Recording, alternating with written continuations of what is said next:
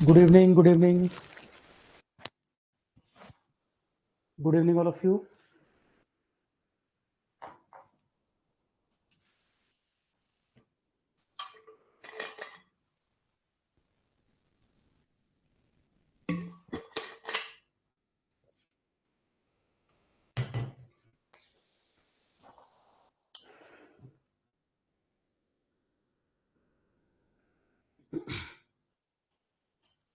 Start किया जाए।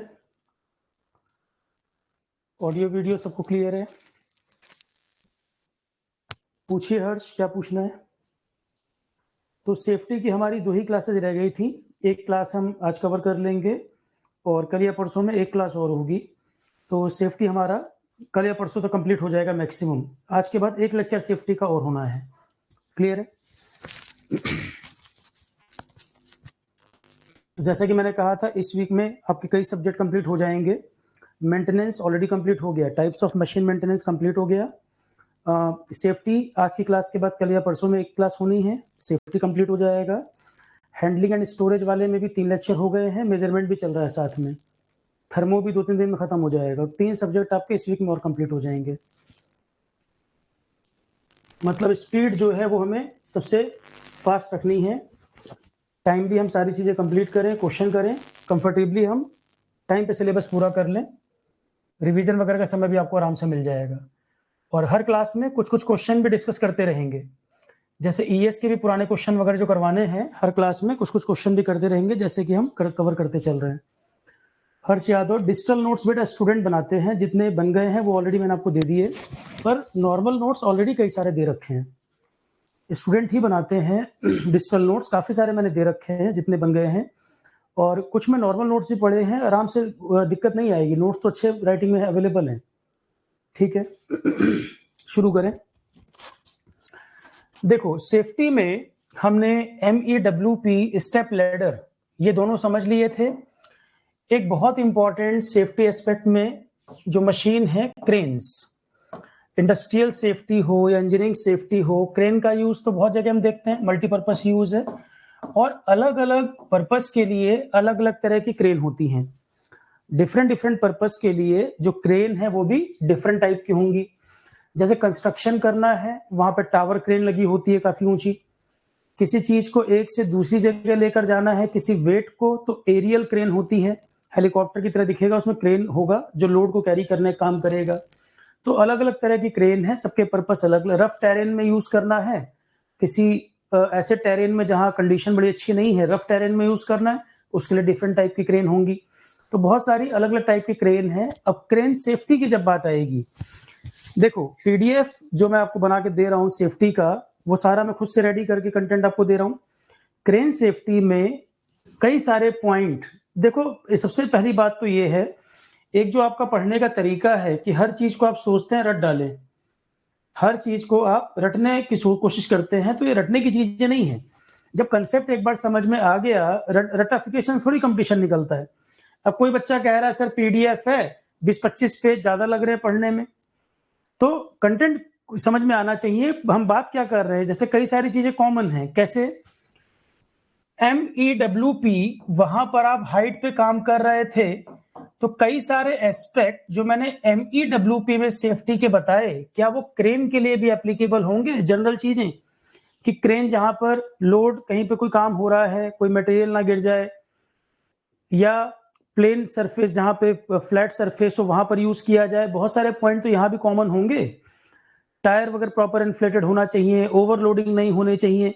तो बहुत सारी चीजें जो आपने MEWP वगैरह में पढ़ी थी, वो क्रेन के साथ भी सेफ्टी में कॉमन हो जाएगा।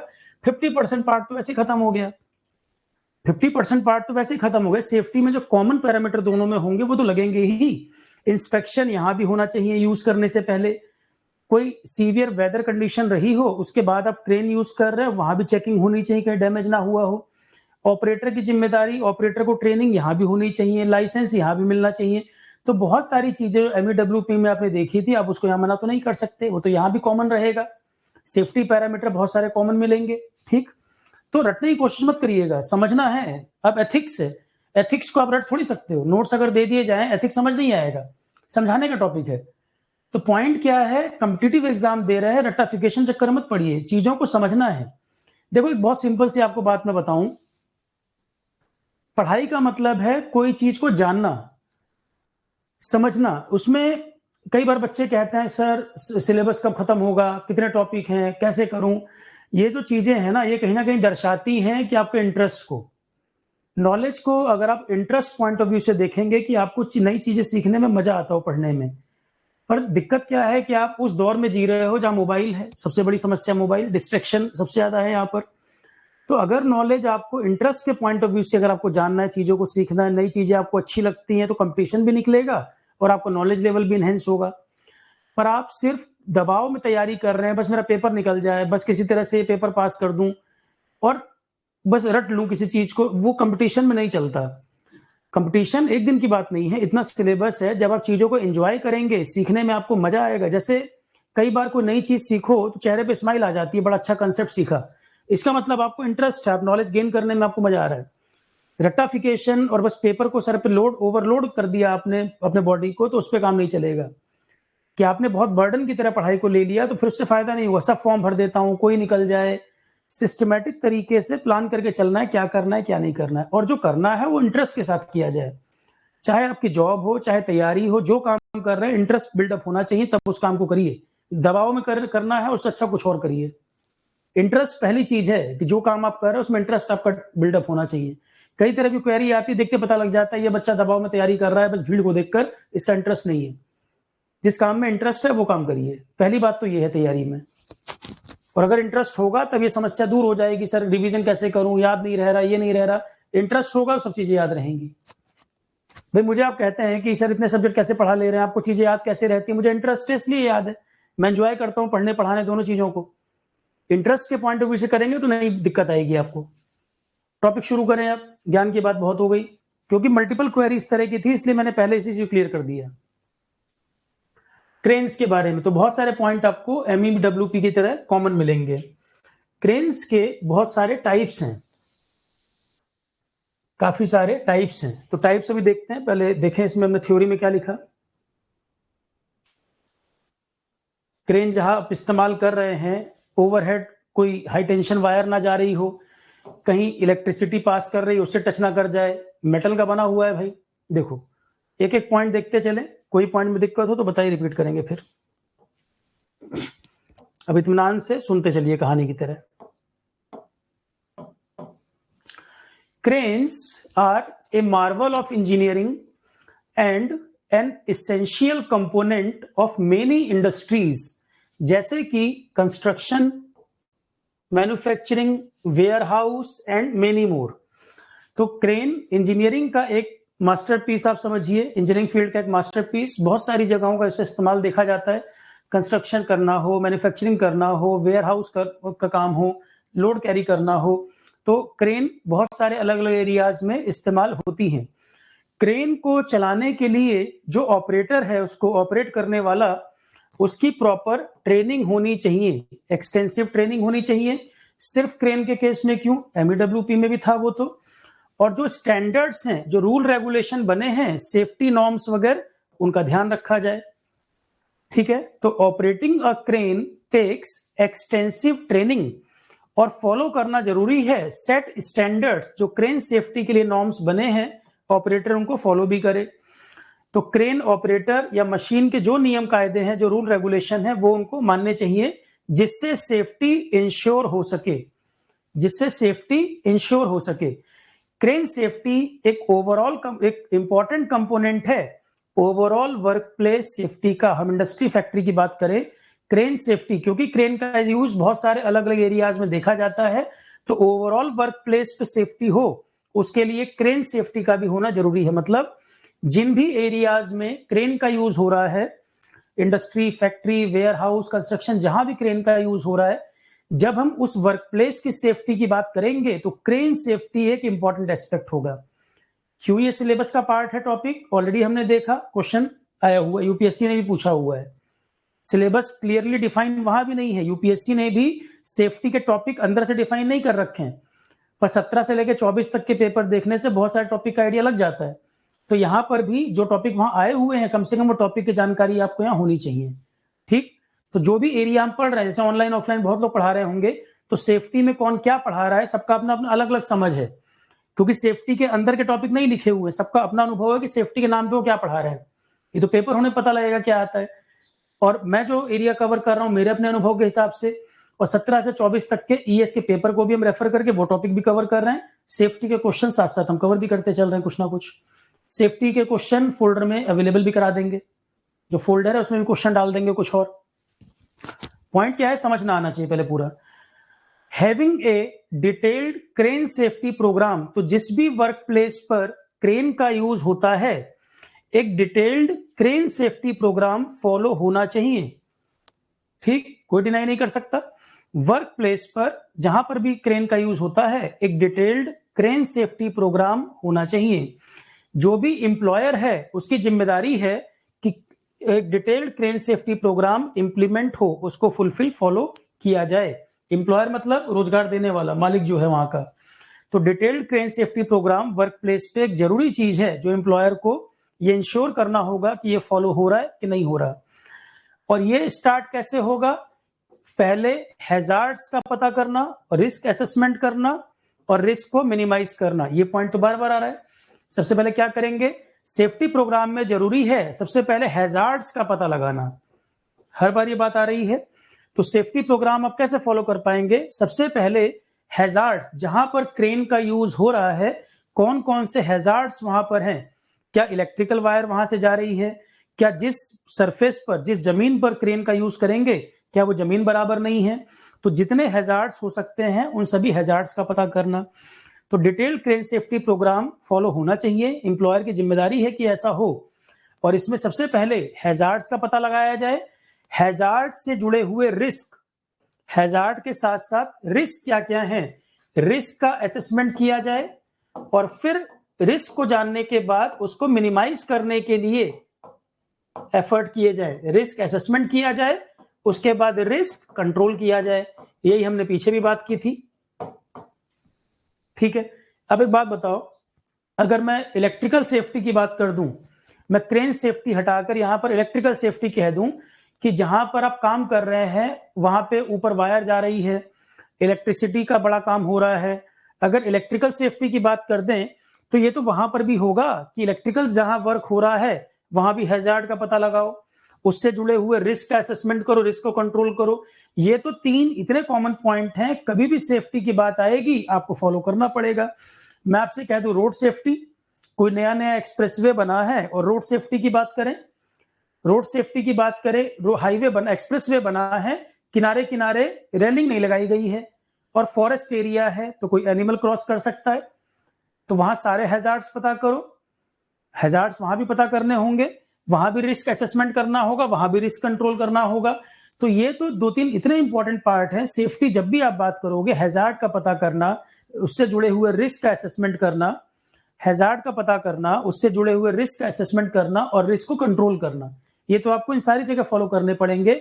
चाहे आप इलेक्ट्रिकल सेफ्टी की बात करें, चाहे आप रोड सेफ्टी की बात करें, चाहे आप क्रेन सेफ्टी की बात करें, ये जनरल स्टेटमेंट।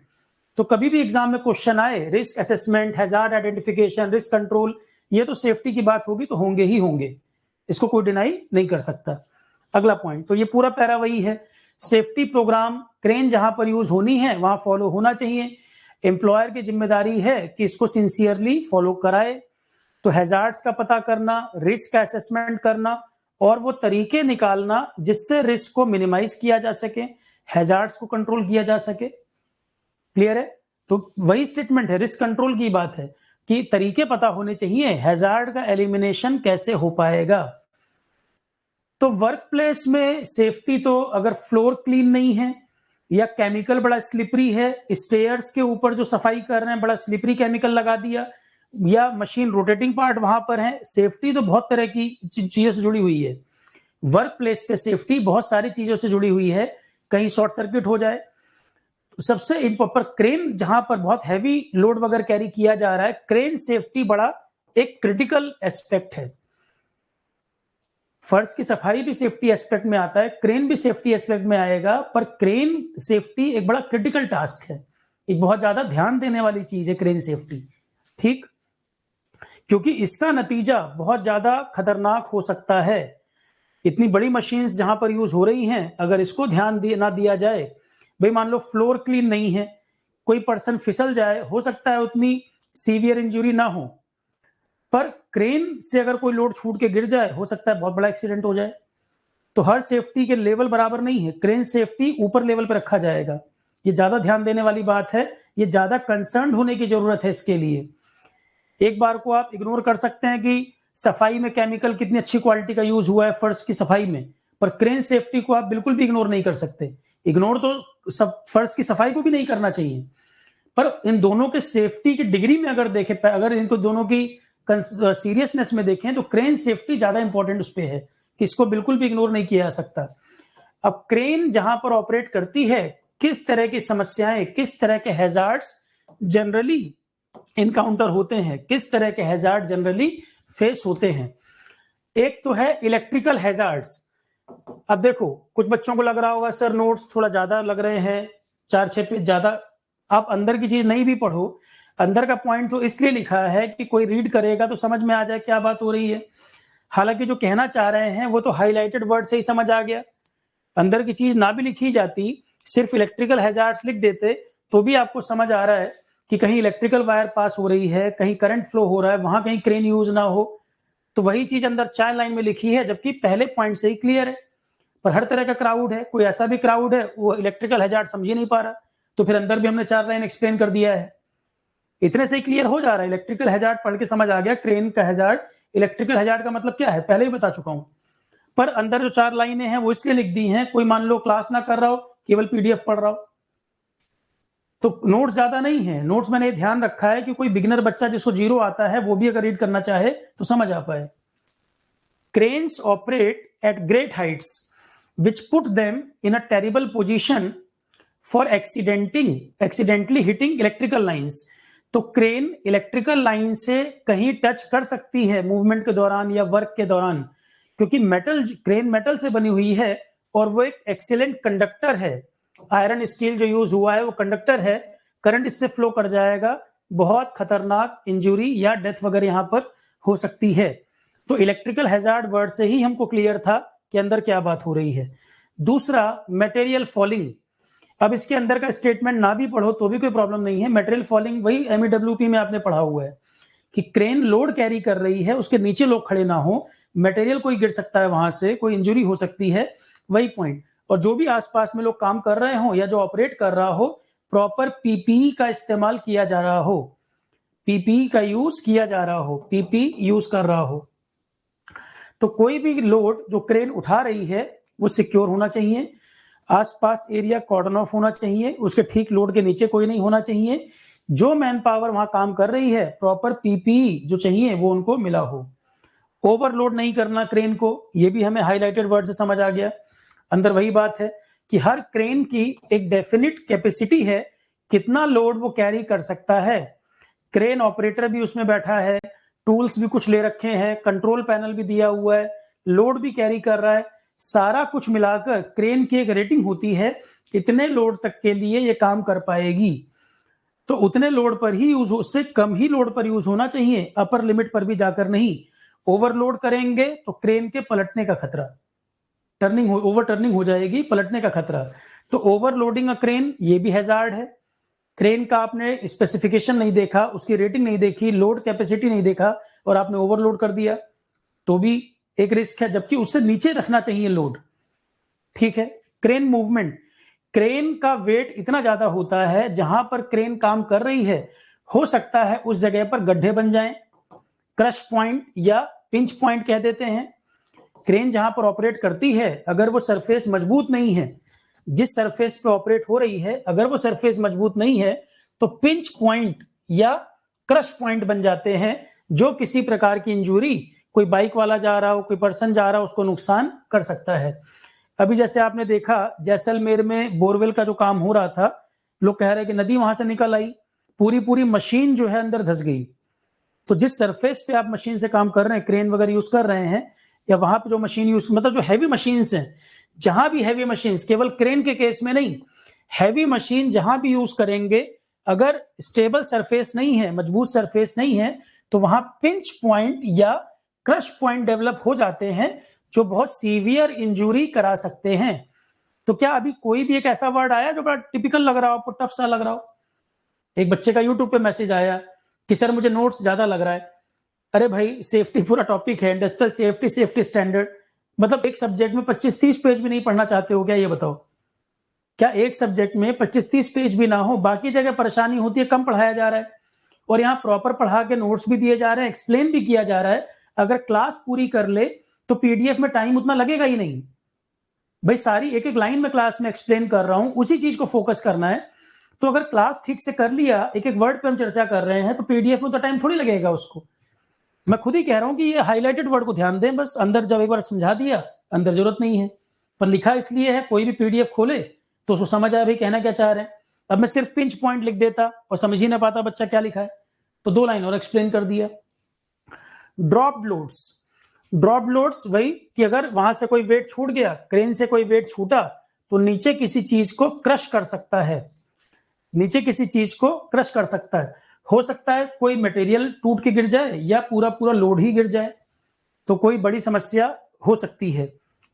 तो पीपीई पहनकर भी क्रेन के नीचे ठीक काम नहीं करना चाहिए।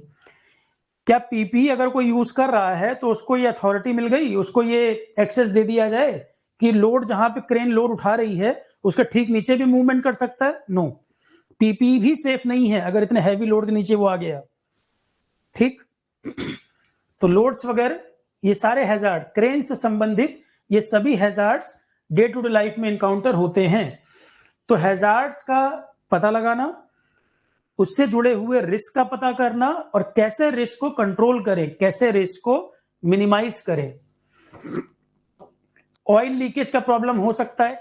Cranes bring oil, hydraulic oil and diesel to the work place.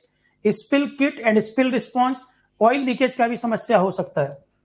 Oil leakage hazard में ये भी हो सकती है, ऑयल लीकेज, आग लगने का खतरा हो सकता है, आग लगने का खतरा हो सकता है। बलराम गुप्ता, मटेरियल है, मान लो कोई टूल यूज हो रहा हो वो गिर जाए, ऑपरेटर मान लो काम कर रहा है, जैसे मान लो ऑपरेटर कोई टूल यूज कर रहा है, कोई लेके चीज जा रहा है, वो गिर जाए या पूरा पूरा लोड ही गिर जाए, तो मटेरियल फॉलिंग या लोड ड्रॉप थोड़ा सा अलग मान सकते हो। लोड का मतलब जितना वजन जो कैरी कर रहा था वही पूरा गिर गया, और कोई टूल गिर जाए, कोई टुकड़ा गिर जाए, उसको आप मटेरियल में काउंट कर लो। मिलती जुलती चीज है, मतलब कोई चीज फॉल कर रही है, ऊपर से गिर रही है, नीचे किसी पर्सन को इंजुरी कर सकता है। प्रिवेंटिंग क्रेन एक्सीडेंट, प्रिवेंशन के लिए क्या करा जाए? प्रिवेंशन के लिए क्या किया जाए? सबसे पहले देखो, आप कुछ करो मत करो, सबसे पहला काम, अभी सुनो ध्यान से, बोर्ड में मत देखो, सुनो। सबसे पहला काम है, जो क्रेन जिस वर्क के लिए यूटिलाइज हो करनी है वही क्रेन यूज में लाई जाए। सबसे पहली बात, उसको इग्नोर ना किया जाए। दूसरा, पहले तो मशीन अच्छी मिलनी चाहिए, मशीन सही होनी चाहिए, सुटेबल जिस काम के लिए आप कराने जा रहे हैं। दूसरे नंबर पर जो उसको ऑपरेट करने वाला व्यक्ति है वो स्किल्ड होना चाहिए। अब सबसे बड़ी कमी अपने यहाँ क्या है? स्किल्ड मैन पावर नहीं है, कोई कुछ भी काम कर रहा है, 4-5 दिन सिखा के किसी को क्रेन चलाने को दे रहे हैं। तो सबसे पहला काम, जो मशीन यूज हो रही है, मशीन प्रॉपर सूटेबल यूज होनी चाहिए। दूसरा, उसको चलाने वाला स्किल्ड होना चाहिए। चलाने वाला स्किल्ड कब होगा? जिस क्रेन को ऑपरेट करने की जो नॉलेज चाहिए, क्या उसको ड्राइव करने वाले व्यक्ति को आपने वो ट्रेनिंग दी थी? कोई नई क्रेन आई है नई टेक्नोलॉजी के साथ, तो जो ऑपरेटर उसको ऑपरेट करने जाएगा, क्या आपने उसको ट्रेनिंग दिलाया? क्या ट्रेनिंग कंप्लीट करने पर उसको सर्टिफिकेट वगैरह मिला है, कोई लाइसेंस वगैरह उसको मिला है? क्या टाइमली ट्रेनिंग 1 साल 2 साल 3 साल जो होती है वो हो रही है? क्या रेगुलर हेल्थ चेकअप उसके हुए हैं?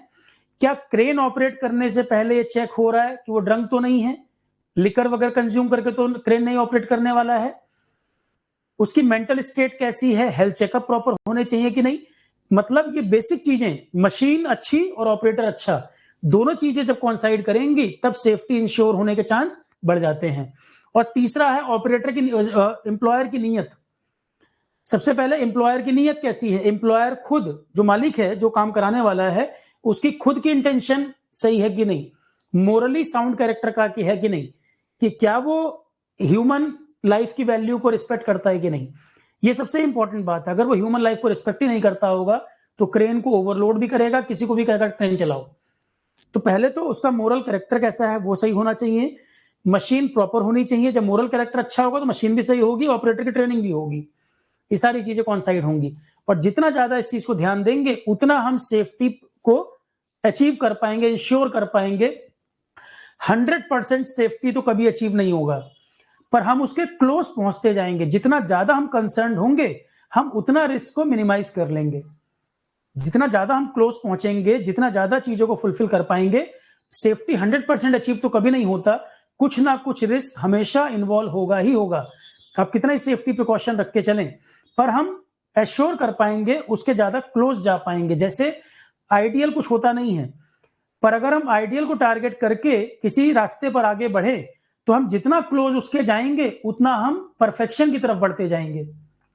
तो सेफ्टी कोई 100% अचीव करने वाली चीज नहीं है, उसके जितना क्लोज चले जाएं उतना हम नुकसान से बच जाएंगे। कहने का मतलब ये, जैसे इन्वायरमेंट के केस में कहा जाता है इन्वायरमेंटल सेफ्टी, तो इन्वायरमेंटल सेफ्टी का मतलब ये थोड़ी है कि आप सारी इंडस्ट्री फैक्ट्री बंद कर दोगे, उसके बिना काम चलेगा क्या? डे टू डे लाइफ में जो चीजें आपको चाहिए, कार चाहिए या घर की चीजें चाहिए, कैमरा चाहिए, बोर्ड है या घर के फर्नीचर हैं, तो दुनिया भर की इंडस्ट्री फैक्ट्री है जो कंपोनेंट्स बना रही हैं। तो इन्वायरमेंटल एथिक्स की दुनिया ये कहे कि इन्वायरमेंट को बिल्कुल प्रोटेक्ट कर दो, तो फिर तो सारे लोग जंगल में रहने चले जाएं, घर वर तोड़ के पेड़ लगा दिए जाएं। बहुत ज्यादा इन्वायरमेंट ओरिएंटेड होंगे तो उसका मतलब तो यही हुआ कि इन्वायरमेंट को आइडियली करेक्ट कर दो। तो इन्वायरमेंट को आइडियली करेक्ट करने का मतलब जैसा था वैसे ही कर दें, पहले की तरह सारी इंडस्ट्री फैक्ट्री मकान सब गिरा के दोबारा उसको जंगल बना दिया जाए। दूसरा आप कहें तो सर क्या करें, फिर सब इंडस्ट्री बना दें क्या, सारे पेड़ पौधे काट के इंडस्ट्री फैक्ट्री लगा दें? वो भी गलत। एथिक्स की दुनिया हमें क्या सिखाती है? अगर एथिक्स कोई पढ़ रहा हो तो मैंने उसमें बताया है, हम जनरली दो एक्सट्रीम की बात करते हैं, यस नो, अच्छा बुरा, ऊपर नीचे, हम इस तरह से हमेशा एक्सट्रीम की बात करते हैं। उन दो एक्सट्रीम के बीच में भी बहुत सारी फाइन लाइंस होती हैं। एक शब्द मैंने वहां यूज किया था, कंटिन्यूअम अप्रोच, एथिक्स में पढ़ाया हुआ है, लिखो मत, कंटिन्यूअम अप्रोच। बुद्ध का मार्ग क्या है? मध्य मार्ग, ना ये एक्सट्रीम ना ये एक्सट्रीम, बीच का रास्ता सबसे बेहतर है कि दोनों तरफ गिरने से हम बच जाते हैं। तो इन्वायरमेंटल एथिक्स की अगर दुनिया में बात करें, या मैं यहां सेफ्टी की बात कर दूं, लाइफ में डिसीजन आपको लेने हो कोई, सबसे अच्छा रास्ता क्या है? आप कहोगे सर दो एक्सट्रीम, यस करना या नो करना है, हाँ कहूं कि बुरा कहूं, किसी व्यक्ति कोई व्यक्ति को अच्छा या बुरा, अपने लिए तो हर कोई जज है, दूसरे के लिए लॉयर है। नहीं, दूसरे के लिए हर कोई जज है, अपने लिए लॉयर है। दूसरे की कमी निकालनी हो, फट से कह देंगे अरे आरोहन पे एक पीडीएफ नहीं मिली। पर अपने बारे में कहा जाए कि बेटा इतने सब्जेक्ट पढ़ रहे हो, एक पीडीएफ तुम ही बना के भेज दो, तो नहीं करेंगे। तो दूसरे के लिए हर कोई जज है, तुरंत ओपिनियन दे देंगे। सोशल मीडिया देखो, कुछ किसी ने कहा तुरंत जज बन जाते हैं सब जवाब देने के लिए। तुम जज नहीं हो भाई। और कोई अपने लिए बात आ जाए तो अपने लिए डिफेंड कर, अरे उस दिन बारिश हो रही थी इसलिए नहीं पहुंच पाया था मैं। अपने लिए हर कोई वकील है, खुद को जस्टिफाई कर देंगे सेम गलती के लिए। ठीक, तो दो एक्सट्रीम के बीच में बहुत सारी फाइन लाइंस होती हैं, वो फॉलो होनी चाहिए। अगर कोई आपसे कह ही दे कि 100% सेफ्टी इज अचीवेबल, कभी पॉसिबल है? कभी परफेक्शन लाइफ में आएगा? परफेक्ट तो एक ही चीज हो सकती है, भगवान खुद। इंसान का बनाया कोई चीज परफेक्शन नहीं हो सकता, आप उसके नजदीक तक पहुंच सकते हैं, खुद भगवान थोड़ी बन जाएंगे। मतलब कहने का क्या है कि 100% आइडियल तो कुछ नहीं होगा, आइडियल नहीं अचीव कर पाएंगे, उससे क्लोज पहुंचना हमारी प्रायोरिटी है। चाहे एनवायरमेंटल एथिक्स की बात करें, चाहे इंजीनियरिंग सेफ्टी की बात करें, हम उसके बीच में कहीं पर हैं। कैटास्ट्रॉफिक का मतलब होता है संजीव बहुत ज्यादा डिवास्टेटिंग। अब कहोगे कैटास्ट्रॉफिक छोड़ के डिवास्टेटिंग बता दिए, अरे डिवास्टेटिंग मतलब बहुत ज्यादा बर्बादी करने वाला। जैसे उत्तराखंड में लैंडफॉल हुआ, लैंडस्लाइड हुआ, कैटास्ट्रॉफिक। लैंडफॉल तो साइक्लोन के केस में यूज करते हैं, जब समुद्री किनारे टकराती है हवाएं, वहां उत्तराखंड में लैंडस्लाइड होते हैं। तो लैंडस्लाइड वगैरह होने पर कैटास्ट्रॉफिक उसका इंपैक्ट हुआ, मतलब बहुत ज्यादा नुकसान करने वाला इंपैक्ट हुआ। कैटास्ट्रॉफिक मतलब डिवास्टेटिंग, बहुत ज्यादा बर्बाद करने वाला, एक नॉर्मल लॉस से कहीं गुना ज्यादा बड़ा लॉस। कैटास्ट्रॉफिक का मतलब बहुत ज्यादा नुकसान पहुंचाने वाला। ठीक, अब इसको देखें तो क्रेन एक्सीडेंट बहुत कैटास्ट्रॉफिक, बहुत ज्यादा खतरनाक, नुकसान करने वाला हो सकता है। एक नॉर्मल नुकसान से कई गुना बड़ा नुकसान कर सकता है, पर इनको भी प्रिवेंट किया जा सकता है। तरीके हैं कि इनको भी प्रिवेंट किया जा सकता है। From initial training to pre operation inspection, शुरुआती ट्रेनिंग तो ऑपरेटर को मिलनी ही चाहिए जिस मशीन को वो चलाने जा रहा है। मशीन का इंस्पेक्शन वगैरह ऑडिट वगैरह भी टाइमली होनी चाहिए। एम्प्लॉयर की जिम्मेदारी है सही मशीन और सही पर्सन को दिया गया हो चलाने के लिए जितने प्रिवेंटिव मेजर हैं वो लिए जाएं। पीपीई किट वगैरह भी उसको मिलना चाहिए। ठीक है, तो प्री सेफ्टी में क्या, जो ऑपरेटर है वो स्किल्ड है कि नहीं, ट्रेनिंग हुआ है कि नहीं, मशीन चेक हुआ है कि नहीं, ये प्री सेफ्टी वाले प्रिवेंटिव मेजर हो गए कि अभी यूज नहीं हुआ है, यूज होने से पहले इंश्योर करना। फिर वो यूज करेगा, अब यूज करके हट चुका है, उसके बाद पोस्ट सेफ्टी। तो 3 स्टेज में आप सेफ्टी प्रिवेंटिव मेजर लेते हो, यूज करने के पहले, यूज करने के दौरान, यूज करने के बाद। यूज करने से पहले आप क्या प्रिवेंटिव मेजर ले सकते हैं, pre safety, pre measures, pre operation measures.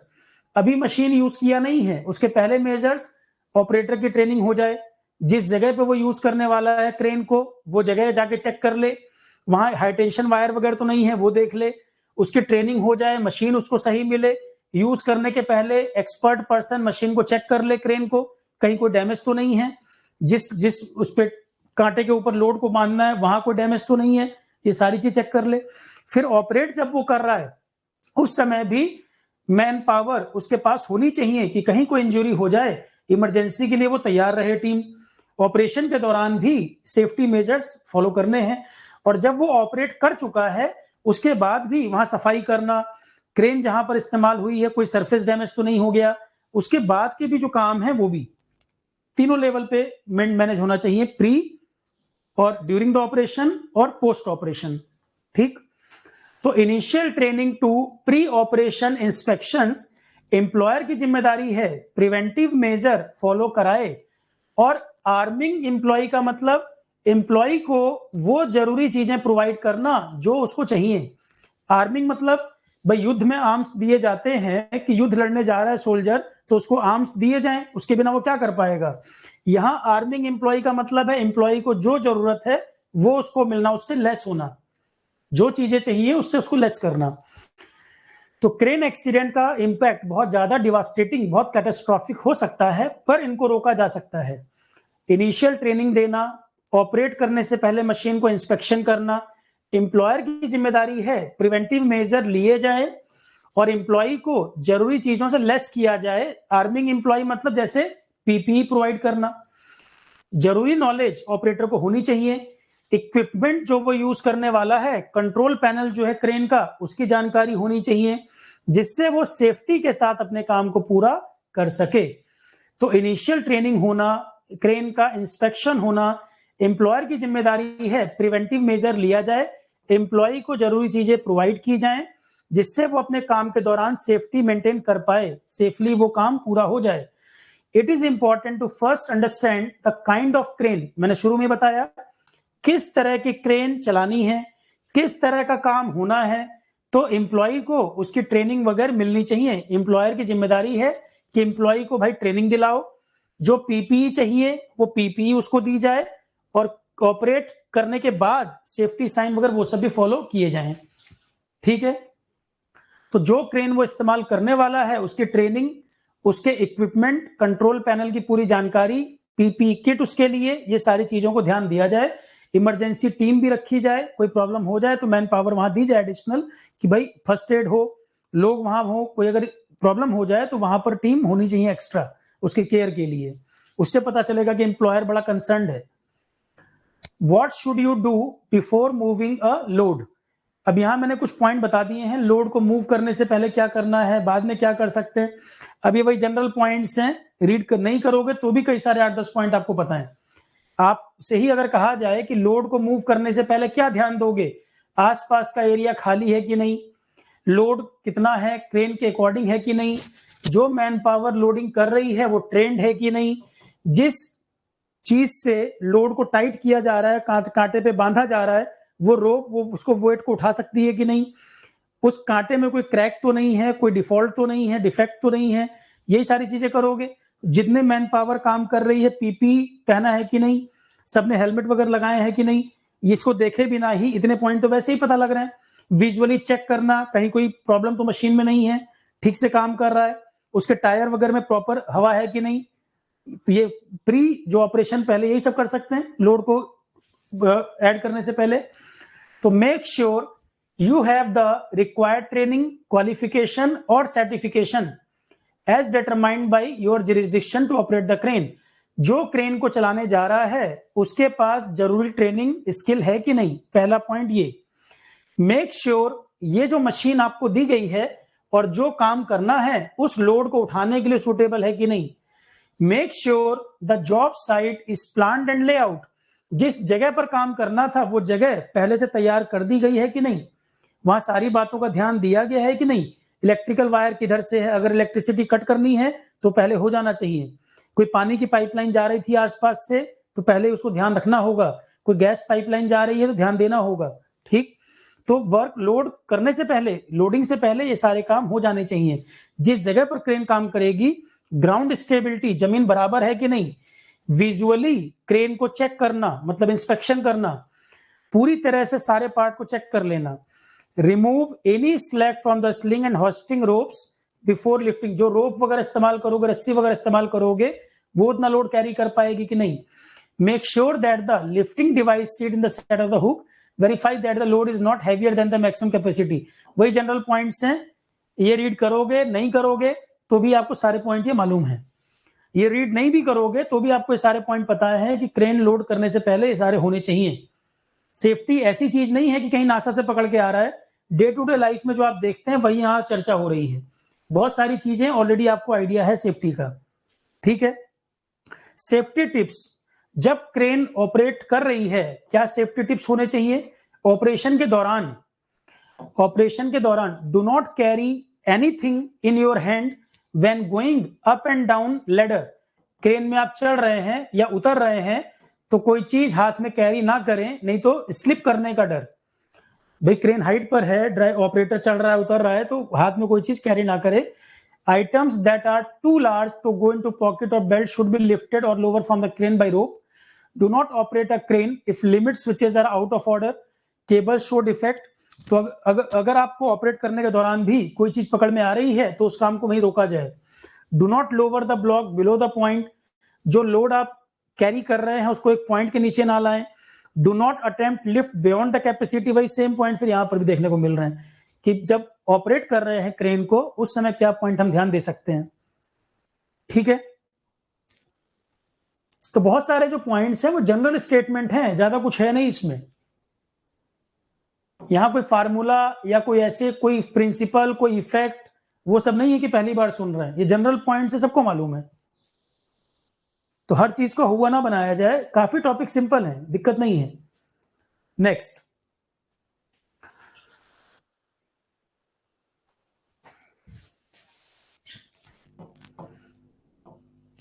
ये हमने इमेज भी दिखा दी यहां पर, एक लोड की सही पोजीशन वगैरह क्या होनी चाहिए।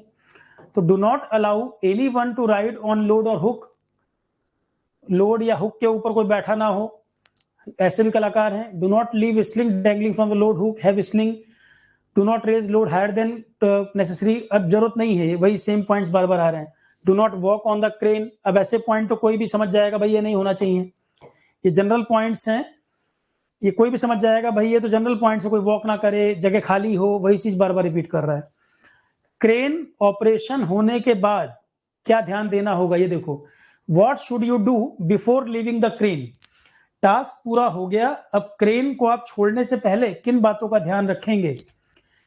काम पूरा होने के बाद बिफोर लीविंग द क्रेन क्या क्या करना होगा, सब चीजों को अपनी जगह सिस्टमैटिक अरेंज करना होगा। जो जो आपने ऑपरेशंस किए हैं यूज करने के पहले, उसी सिचुएशन में दोबारा लाके क्रेन को आपको रखना होगा। Remove the load hanging, raise all hooks to mid position, spot the crane at location जहां से आप लाए। Before closing the main switch, controller सब ऑफ कर दिए जाएं, तो जैसे स्टार्ट करने के पहले आप लाए थे उसी पोजीशन में वापस ले जाइए। जब आपने मशीन को यूज करने के पहले जितनी चीजें यूज की थी सबको ऑफ करके प्रॉपर उसको अपनी जगह पे पार्क कर दीजिए, यही होगा। वही लिख रहा है ना, जितने भी चीजें ऑपरेट आप यूज कर रहे थे सब चीजों को ऑफ कर दीजिए, कंट्रोल पैनल वगैरह सब चीजें ऑफ पोजीशन में दोबारा ले आके खड़ा कर दीजिए उसको। अब क्रेन कई प्रकार के हैं, कुछ क्रेन के नाम। टावर क्रेन का यूज हमें कहां देखने को मिलता है। 40 स्टोरी बिल्डिंग, 50 स्टोरी बिल्डिंग, इतनी ऊंची ऊंची बिल्डिंगें बनती हैं कभी भी बिल्डिंग देखोगे तो वहां पर आपको टावर क्रेन नजर आएगी। बिल्डिंग कंस्ट्रक्शन में टावर क्रेन का इस्तेमाल होता है। यही क्वेश्चन बन जाए, टावर क्रेन का इस्तेमाल किस फील्ड में किया जाता है, यही पूछ दे आपसे सिंगल लाइनर। कंस्ट्रक्शन के केस में जो क्रेन यूज होती है दैट इज टावर क्रेन। तो tower crane can reach very high Heights, 265 plus feet पे भी हम ऑपरेट कर सकते हैं। कॉमनली इनका इस्तेमाल बहुत ऊंची इमारतें बनाने के लिए किया जाता है, मतलब कंस्ट्रक्शन सेक्टर में यूज करते हैं, कंस्ट्रक्शन सेक्टर में यूज किया जाता है। तो टावर क्रेन बहुत ऊंची इमारतें बनाने के लिए काम आती हैं। बेसिकली हमें याद रखना है एक वर्ड, टावर क्रेन का यूज कंस्ट्रक्शन सेक्टर में होता है। टावर क्रेन का यूज कंस्ट्रक्शन सेक्टर, बस सीधा सीधा question, single liner. Tower crane का इस्तेमाल कंस्ट्रक्शन में किया जाता है। टावर क्रेन कैसा दिखता है, इमेज देखें एक बार। देखा वैसे सभी लोगों ने होगा, ये कंस्ट्रक्शन कोई बिल्डिंग बन रही हो वहां पर देखने को मिल जाएगा। ये देखो टावर क्रेन,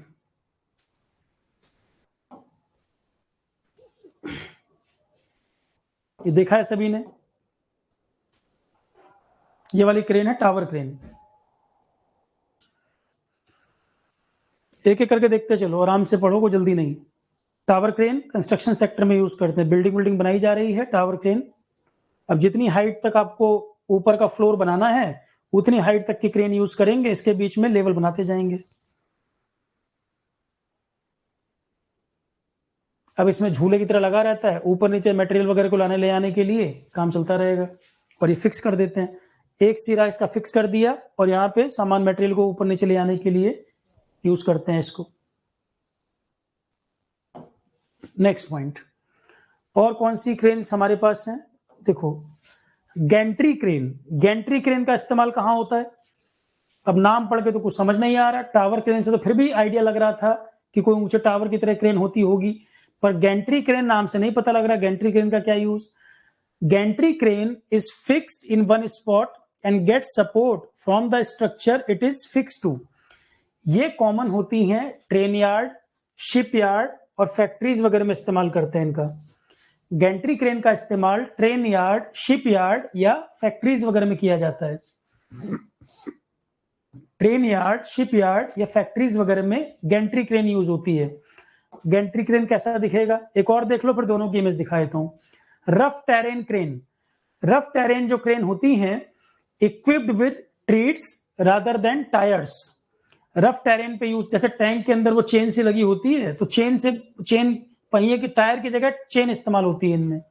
रफ टेरेन में आपको हिली एरिया में जाना है, बर्फ वाले एरिया में जाना है, तो रफ टेरेन जो क्रेन्स होती हैं उनमें ट्रीट्स होती हैं rather than tyres. Construction site वगैरह में भी यूज होती हैं rough terrain, basically rough terrain पे इस्तेमाल करने के लिए। तो रफ टेरेन नाम में ही लिखा हुआ है, तो ये तो सवाल नहीं बनेगा कि रफ टेरेन में यूज होगी। एरियल क्रेन, हेलीकॉप्टर के माध्यम से लोड को उठाना।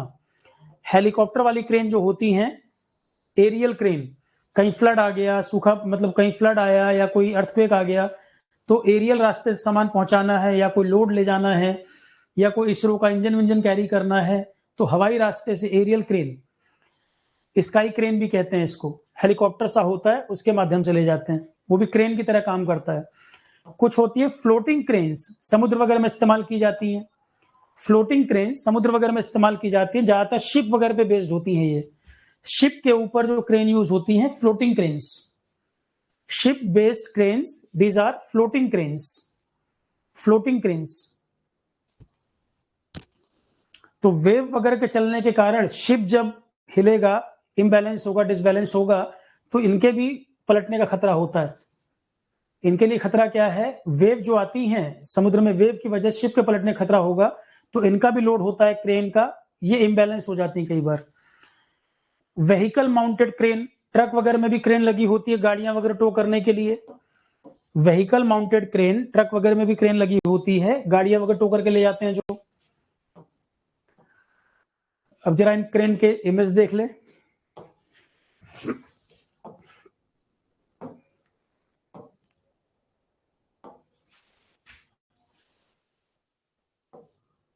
देखो एरियल क्रेन तो ये रहा हेलीकॉप्टर की तरह,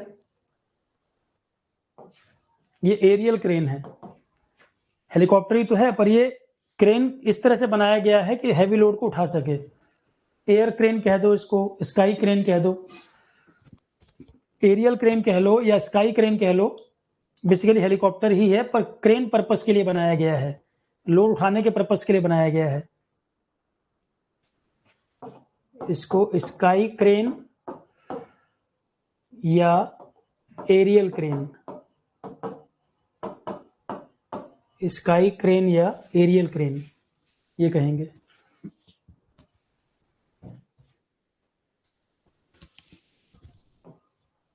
नेक्स्ट इमेज,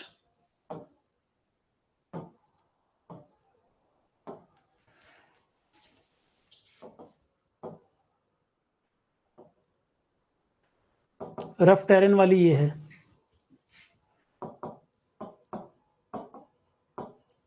टायर भी या तो इसमें इस तरह के होंगे या इसमें चेन बांधी जाती है, या इनमें आप देखोगे टैंक की चेन होती है, ट्रीट्स, वो बांधे जाएंगे। Rough terrain crane,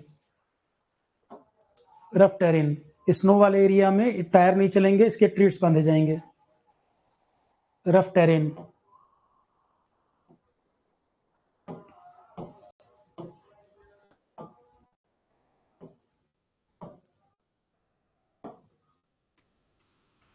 gantry crane जो था वो ये वाली है।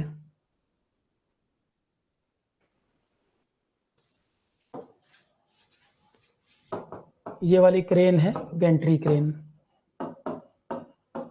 ट्रेन यार्ड, शिप यार्ड, इन सब जगह पे देखने को मिलेगा आपको गेंट्री क्रेन।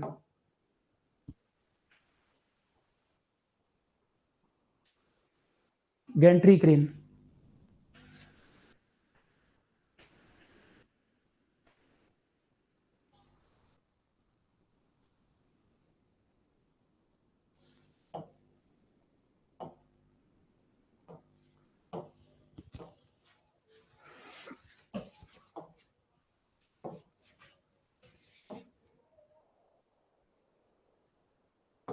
शिप बेस्ड जो क्रेन होती हैं इस तरह की, फ्लोटिंग क्रेन जो हमने कहा था वो ऐसा।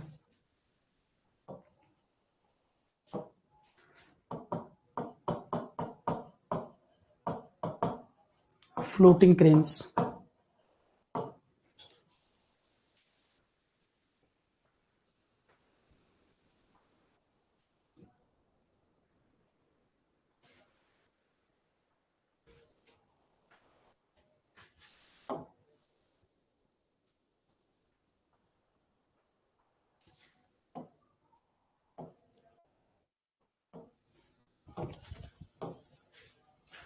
और व्हीकल माउंटेड, वो ट्रक से जो कनेक्टेड होती है, जनरली जो रोड वगैरह पे देख लेते हैं।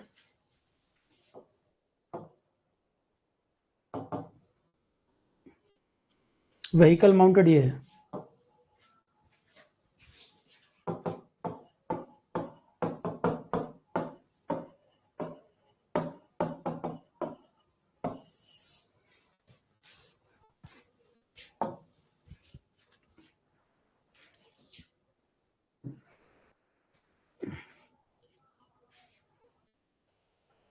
इतना काफी है क्रेन के बारे में जानकारी।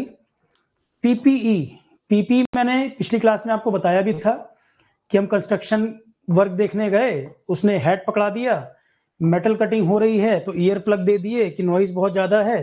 तो पीपीई कोई एक चीज नहीं है, पीपीई में हर वो चीज आ जाएगी। अलग अलग एरिया में जो आपको प्रोटेक्शन के लिए किट चाहिए, जैसे हॉस्पिटल में जाएंगे वहां अलग पीपीई किट होगी। तो पीपी की चर्चा हमने की थी, बताया था पीपी में कई तरह की अलग अलग चीजें आ जाती हैं, वो हमने यहाँ पर लिख भी दिया है। पीपी का मतलब क्या है, सवाल क्या बनता है, पीपी का फुल फॉर्म बताइए। कंस्ट्रक्शन में पीपी में क्या क्या आ जाता है, हॉस्पिटल में क्या आ जाता है। What is PPE? Personal protective equipment. PPE personal protective equipment.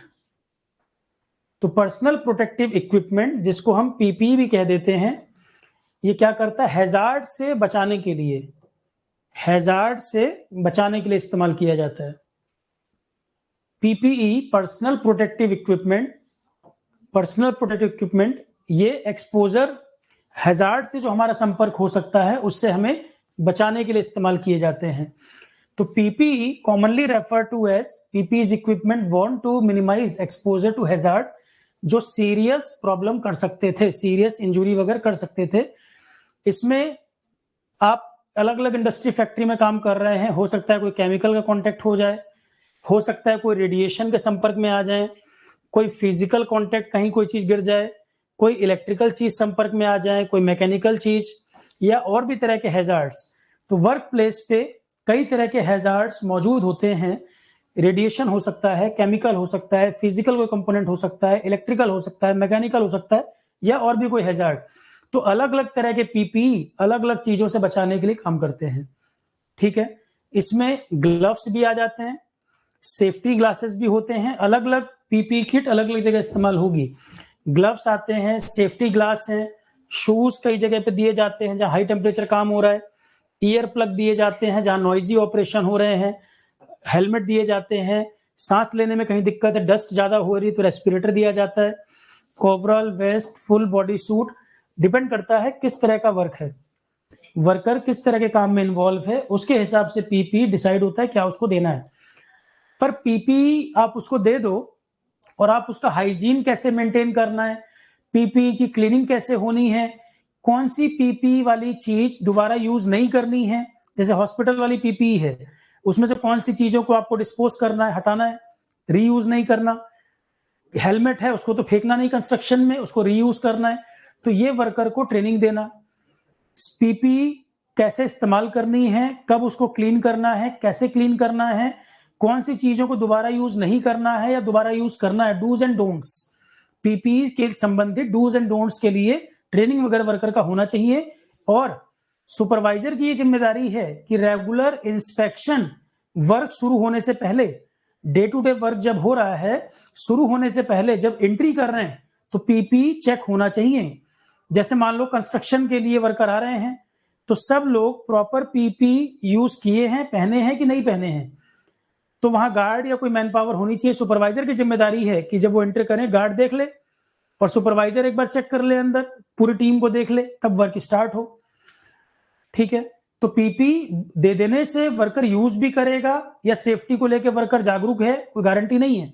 तो फिर एक लेवल पे चेकिंग भी होनी चाहिए, सुपरवाइजर चेक भी करे कि पीपी पहने हो कि नहीं, क्लीन है कि नहीं, पीपी जिसको यूज नहीं करना दोबारा यूज तो नहीं कर रहे हो, ये सारी चेकिंग भी होनी चाहिए। तो PPE, all personal protective equipment should be safely designed. PPE जहां से लिया जा रहा है सेफली डिजाइन किए गए हैं कि नहीं, सस्ते के चक्कर में खराब मटेरियल तो कहीं नहीं ले लिया है। कॉस्ट एक बात है, क्वालिटी एक बात है, कि आपने ऐसा तो नहीं है कि क्वालिटी कंप्रोमाइज कर लिया है, कॉस्ट कम हो या ज्यादा हो वो मुद्दा अलग है, क्वालिटी कंप्रोमाइज ना हो। तो all personal protective equipment should be safely design. जहां से पीपी लिया है उनकी क्रेडिबिलिटी कैसी है, सही पीपी ली गई है कि नहीं, मटेरियल ठीक मिला है कि नहीं, डिजाइन ठीक है कि नहीं, फिटिंग का पीपी आपने वर्कर को दिया कि नहीं। अब स्मॉल साइज है, मीडियम है, लार्ज है, आपने सबको ही एक ही बांट दिया तो वर्कर के हिसाब से है कि नहीं, प्रॉपर फिटिंग का है कि नहीं, ये सारी चीजें देखना। टाइम टाइम पे ट्रेनिंग कराना, तो पीपी की कब जरूरत है, किस तरह का पीपी यूज करना है, ट्रेनिंग होना, क्लीनिंग कैसे करनी है, ये सारी चीजों की जानकारी वर्कर को होनी चाहिए। सही क्वालिटी का पीपी वर्कर को दिया जाए, फिटिंग का कैसे यूज करना है, सारी चीजें उसको बताई जाए। तो all PP should be safely designed and constructed and should be maintained in a clean and reliable fashion. It should fit comfortably, encouraging worker use. PP अगर फिट नहीं होगा तो ये प्रॉब्लम कर सकता है। कहीं मान लो फिट नहीं है, लूज है, मूविंग पार्ट मशीन चल रही है उसमें मूविंग पार्ट में फंस जाए, तो एम्प्लॉयर को जरूरी है कि ट्रेनिंग दिलवाए वर्कर को। एम्प्लॉयर वर्कर को ट्रेनिंग दिलाए कि कैसा पीपी जरूरत है, कैसे यूज करना है, कब यूज करना है, क्लीनिंग कैसे करनी है, ये सारी ट्रेनिंग एम्प्लॉय को होनी चाहिए। तो एम्प्लॉयर की जिम्मेदारी है ट्रेनिंग सेशन वगैरह रखे, टाइम टाइम पे मॉक ड्रिल वगैरह भी कराए कि अगर इमरजेंसी हो गई तो कैसे आप लोग बिहेव करोगे, आपका नेचुरल रिएक्शन कैसा आएगा, अगर कोई इमरजेंसी हो गई तो नेचुरल बिहेवियर एम्प्लॉय का कैसा होगा। टाइम टाइम पे मॉक ड्रिल एक्सरसाइज भी होनी चाहिए। तो ये क्रेन वाले जो क्रेन सेफ्टी पीपी कंप्लीट। यहां पर किसी का क्वेश्चन है पूछ लीजिए। तो कैसे एडजस्ट करना है, कैसे क्लीन करना है, ये पीपी के बारे में। तो पीपी ट्रेनिंग प्रोग्राम होना चाहिए, पीपी ट्रेनिंग प्रोग्राम होना चाहिए। क्रेन वाला टॉपिक कंप्लीट, पीपी कंप्लीट। यहां तक किसी कोई सवाल है तो पूछ लीजिए पहले। यहां तक किसी का कोई सवाल है तो पूछ लीजिए।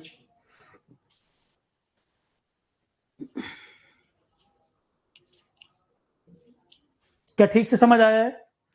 दूसरा सवाल है कि अभी तक सेफ्टी में जितना आपने पढ़ा, कई बच्चे जो रेगुलर क्लास कर रहे हैं, सेफ्टी जिन्होंने रेगुलर सारे लेक्चर कंप्लीट किए हैं, क्या समझने में कहीं कोई प्रॉब्लम आई है या चीजें याद रह पा रही हैं? क्लास के बाद भी जैसे पहली क्लास आपने की होगी, तो क्या आज एक हफ्ते बाद चीजें माइंड में रिटेन रह पा रही हैं या पूरा ही गायब हो गया है? कुछ क्वेश्चन वगैरह मैंने दिखाए थे तो उसमें दिमाग चल पा रहा है या बिल्कुल ही ब्लैंक हो जा रहे हैं? भाई फीडबैक जरूरी है। ऑफलाइन में सामने दिखते तो समझ जाता चेहरा देख के, यहाँ तो जो बताओगे वही पता चलेगा। तो क्या बिल्कुल सारी बातें जैसा आप एक्सपेक्ट कर रहे थे उस मैनर में हो पा रहा है? कोई दिक्कत तो नहीं? ओके। अच्छा, मुझे एक चीज और बताएं, थर्मो प्रीलिम्स के लिए जो कराया जा रहा है, टाइप्स ऑफ मशीन मेंटेनेंस अभी हुआ है complete, handling and storage of product चल रहा है, उनमें कोई प्रॉब्लम? लाइव में जो 3-4 टॉपिक अभी और पैरेलल चल रहे हैं उनमें कोई दिक्कत किसी को आ रही है? कुछ भी समझने में प्रॉब्लम किसी को आ रहा है तो मुझे बताएं। मेंटेनेंस खत्म हो गया है, थर्मो चल रहा है, हैंडलिंग एंड स्टोरेज की 3 क्लास हो गई, इंस्ट्रूमेंटेशन की भी 4 क्लास हो गई। इन चारों सब्जेक्ट में कहीं किसी कोई दिक्कत? पहले जो मैं पूछ रहा हूं वो मुझे बताइए। थर्मो बहुत सही है। हाँ, मतलब मैंने उनको स्पेशली कहा था कि इलेक्ट्रिकल और सिविल वालों को भी समझ में आए प्री के हिसाब से, जरूरी है।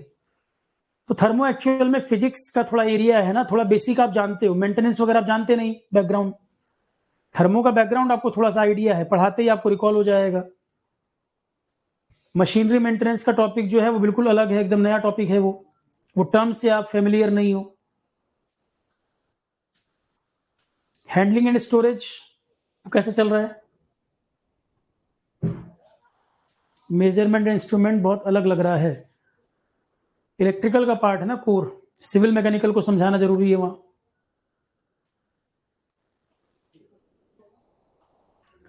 मशीनरी थोड़ा सा कम लग रहा है। विभय, सारे टॉपिक आपके लेंदी नहीं है, कई टॉपिक हैं जो बहुत छोटे छोटे हैं, उसमें ज्यादा कंटेंट आपको मिल ही नहीं पाएगा। कुछ टॉपिक ऐसे हैं, जबकि जिस पर्सन ने पढ़ाया है मशीन मेंटेनेंस वो खुद एमटेक है उसी फील्ड में, आईआईटी से। पॉइंट ये है, कुछ कुछ सब्जेक्ट ऐसे हैं जहां बहुत कंटेंट आप ढूंढ के भी नहीं निकाल सकते। पॉइंट ये है, हर सब्जेक्ट लेंदी नहीं होगा। जैसे एनवायरमेंट बड़ा सब्जेक्ट है, मैंने एनवायरमेंट पढ़ाया है, पढ़ोगे बहुत इंजॉय करोगे। मेंटेनेंस छोटा टॉपिक है, जैसे ह्यूमन डिजीज सैनिटेशन, ये बहुत लंबा टॉपिक नहीं है, मैं पढ़ाऊंगा आपको, देखोगे मैं इसमें स्कीम प्रोग्राम सब बता दूंगा। ठीक है, अभी फिलहाल जितना, हाँ मशीन मेंटेनेंस कंप्लीट हो गया है, मशीन मेंटेनेंस कंप्लीट हो गया है। लास्ट में अगर कहीं लगेगा आपको कुछ और ऐड करना है तो वो भी कर देंगे। एक बार आपको सारे ओवरव्यू मिलते जाएं, ये सब्जेक्ट भी होते जाएं, और ऐड करना और ऐड कर देंगे, वो चिंता ना करो। वो आपसे फीडबैक लेके उसमें जोड़ देंगे और चीजें। क्लीन एनर्जी में अब है सोलर, विंड, जियोथर्मल, टाइडल, ये सभी आता है। तो ये सब डिटेल में पढ़ा रखे हैं मैंने, सबके एडवांटेज, सबके डिसएडवांटेज, लिमिटेशन, तीनों पढ़ाए हैं कि नहीं? सोलर डिटेल में पढ़ाया, विंड पढ़ाया, जियोथर्मल पढ़ाया, टाइडल पढ़ाया, ओटीईसी पढ़ाया, फ्यूल सेल, ग्रीन हाइड्रोजन, यही क्वेश्चन बनेगा एग्जाम में। तो अभी उसकी चिंता नहीं करो, अच्छा खासा एनर्जी में बता रखा है, उसमें क्वेश्चन भी कराऊंगा, जो ऐड करना है मैं ऐड भी करूंगा, उसकी चिंता आप मत करिए। ठीक है,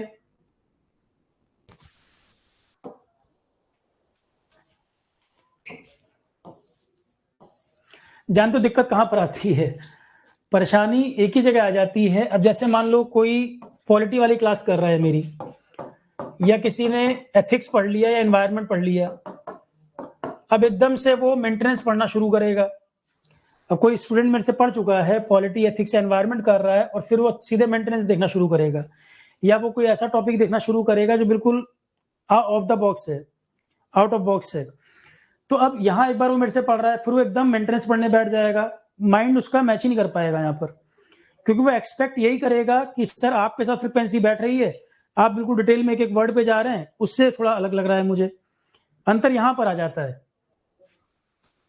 अब ये सब्जेक्ट अलग तरीके के हैं, जैसे एनवायरनमेंट का नेचर बिल्कुल अलग है, एनवायरनमेंट को मेंटेनेंस से मैच करोगे, जमीन आसमान का अंतर है। पर उसकी चिंता नहीं करें, अगर और भी ऐड करना होगा और ऐड भी करा देंगे। अभी फिलहाल इतना हो गया, वो कंप्लीट करते चलो। अगले पॉइंट पर आए।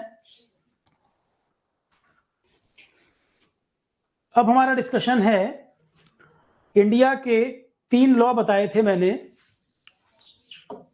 इंडिया के लिए सेफ्टी के 3 लॉ बताए थे, इंटरनेशनल वाले तो पढ़ा दिए थे हमने, आईएसओ वाला, ओसास वाला पढ़ा दिया था। अब इंडिया के जो 3 लॉ, एक है फैक्ट्री एक्ट 1948, एक है माइंस एक्ट 1952, एक है आपका ऑक्यूपेशनल सेफ्टी वाला 2020 का ऑक्यूपेशनल सेफ्टी कोड है, ऑक्यूपेशनल सेफ्टी हेल्थ ऐसे करके कोड है, 2020 में पास हुआ, ये 2020 वाला है।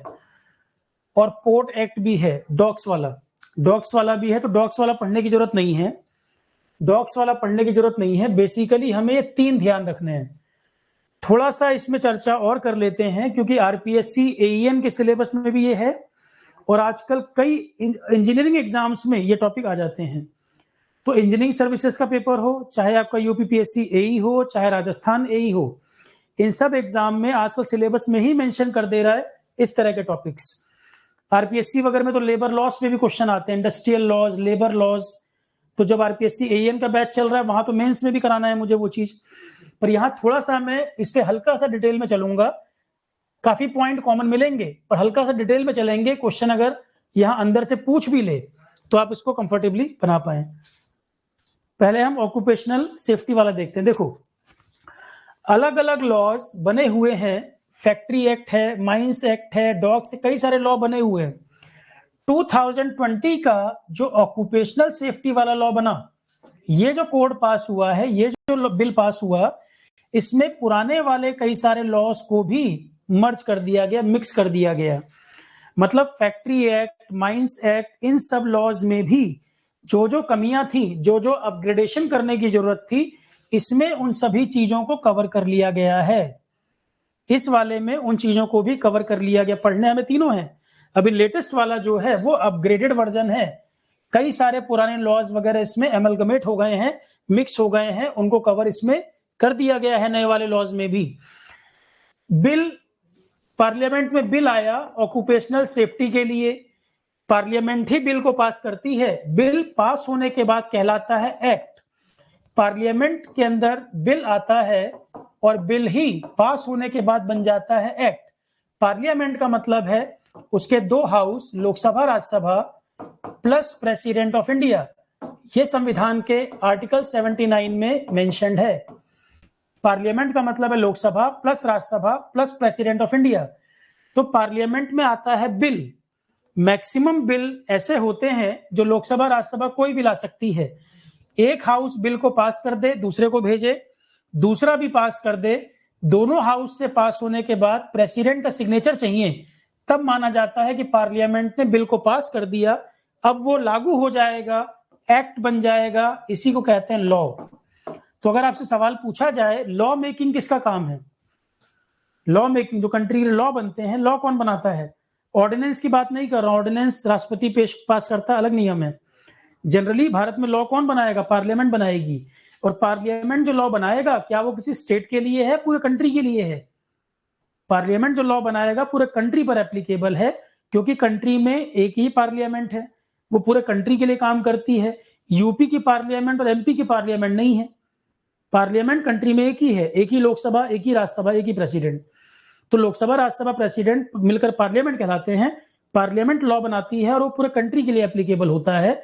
लॉ बनते कैसे हैं? पहले बिल आएगा, प्रस्ताव, दोनों हाउस पास करेंगे, प्रेसिडेंट साइन करेगा, बिल बन जाएगा एक्ट। एक्ट का मतलब लॉ, अब ये लागू हो जाएगा। एक्ट को एक्ट क्यों कहते हैं? एक्ट के ऊपर हम एक्ट कर सकते हैं, इसलिए एक्ट को एक्ट कहते हैं। एक्ट के ऊपर एक्शन होता है, बिल पर नहीं। बिल तो अब जब तक डिस्कशन में है, पास नहीं हुआ है, तब तक उसको बिल कहेंगे। बिल जब पास हो जाएगा, लागू होगा, अब ये बन गया है कानून, अब ये इफेक्ट में आ गया, लागू हो गया। तो एक्ट के ऊपर एक्ट हो सकता है, एक्शन हो सकता है, इसलिए एक्ट को एक्ट कह रहे हैं। तो जब तक डिस्कशन में पास नहीं हुआ, बिल है, पास हो गया तो एक्ट है। और पास होने का मतलब पूरे तीनों जगह से पास होना, तब एक्ट है। ऐसा नहीं होगा कि लोकसभा ने पास कर दिया तो एक्ट बन गया, नहीं, तीनों स्टेज से पास होगा तब एक्ट बनेगा। ठीक, तो इसी तरह से factory act 1948, mines act 1952, occupational safety act 2020, तो जब हम कोड की बात कर रहे हैं, एक्ट की बात कर रहे हैं, अब संविधान 19 कब लागू हुआ था, बना था, वो सब पॉलिटी की कहानी है।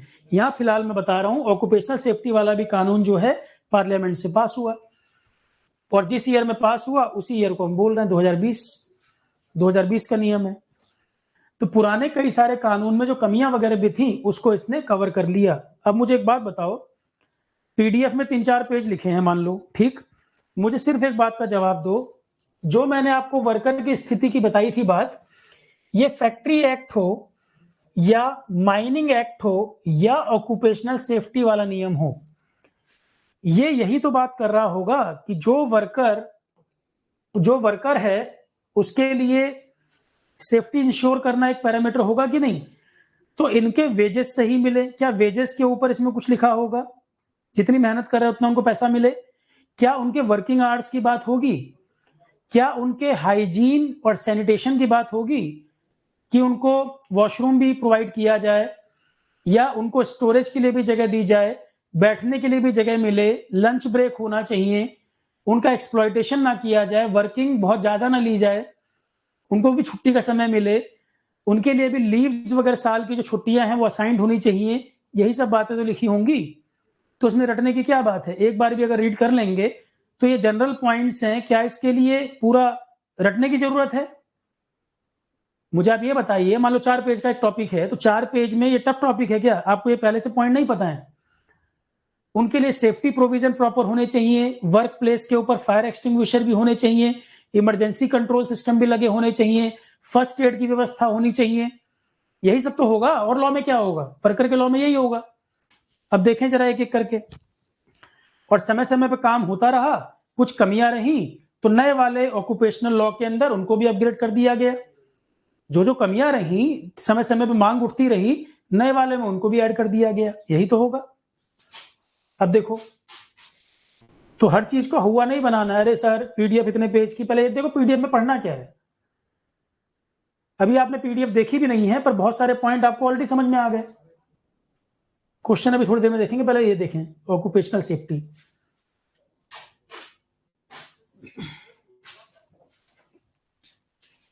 देखो,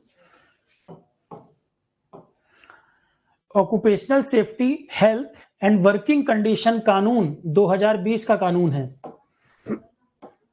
आपके एग्जाम का क्वेश्चन क्या है, ये किस मंत्रालय के अंदर आएगा?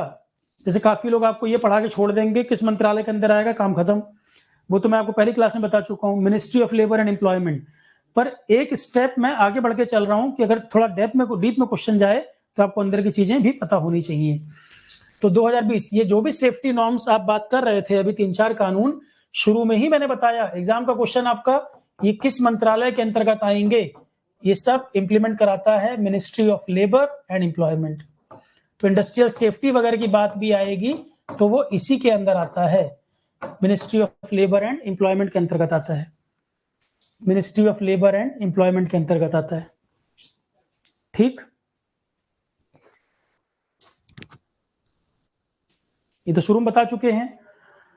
एक बात और, एक चीज यहां ऐड कर लेना, आईपीआर वाली पीडीएफ जो आपको दी हुई है 30 पेज की पीडीएफ है, उसमें ग्लोबल इनोवेशन इंडेक्स, जैसे लास्ट ईयर पढ़ाया था तो ग्लोबल इनोवेशन इंडेक्स 2023 का पढ़ा हुआ है। कल मैंने ग्रुप पे देखो पोस्ट भी कर दिया था, 2024 करंट अफेयर में पढ़ा चुका हूं। आईपीआर के पीडीएफ में 2023 तक का डाटा था लास्ट ईयर का, 24 वाला अपडेट करना है। इंडिया की रैंक कितनी है? ग्लोबल इनोवेशन इंडेक्स आईपीआर में 2-3 वर्ड अपडेट होने हैं बस। 2024 में ग्लोबल इनोवेशन इंडेक्स में इंडिया की क्या रैंक रही? 39। टॉप 3 कौन रहे? कल पोस्ट किया था, बताओ जरा नंबर 1 पे कौन रहा? इतना ही बस अपडेट करना है। नंबर 1 पे काफी समय से कौन है number 1? Number 1 Switzerland, number 1 Switzerland. एक आता है international IP index, international intellectual property index, ये अलग रिपोर्ट है, इसमें इंडिया का क्या स्थान रहा है? जो पिछली बार रैंक थी वही इंडिया ने होल्ड किया है इस बार भी 42। तो बस ये अपडेशन है उसमें। तो भाई ग्रेजुएट बच्चे हैं, इंजीनियरिंग वाले हैं, तो इतना तो एक्सपेक्ट किया जा सकता है कि नोट्स पढ़ रहे हो, 2023 लिखा है तो 24 का डाटा एक बार चेक कर लो, या उसके लिए भी सर पे डिपेंड रहोगे। हालांकि मैं खुद ढूंढ ढूंढ के अपडेट जरूर करा देता हूँ, करंट अफेयर में करा भी रखा है ये सब, करंट अफेयर में कराया भी हुआ है, ये नवंबर तक का करंट अफेयर करा चुके हैं। ठीक, कहीं पर्सन वर्सन का नाम आए तो बस एक बार क्रॉस चेक कर लेना। कोई पर्सन, जैसे मैंने बताया कि इसका चेयरमैन था लास्ट ईयर, अब एक बार देख लें भाई सेम पर्सन है, चेंज तो नहीं हो गया। पर्सन कई बार 6-6 महीने में चेंज हो जाते हैं।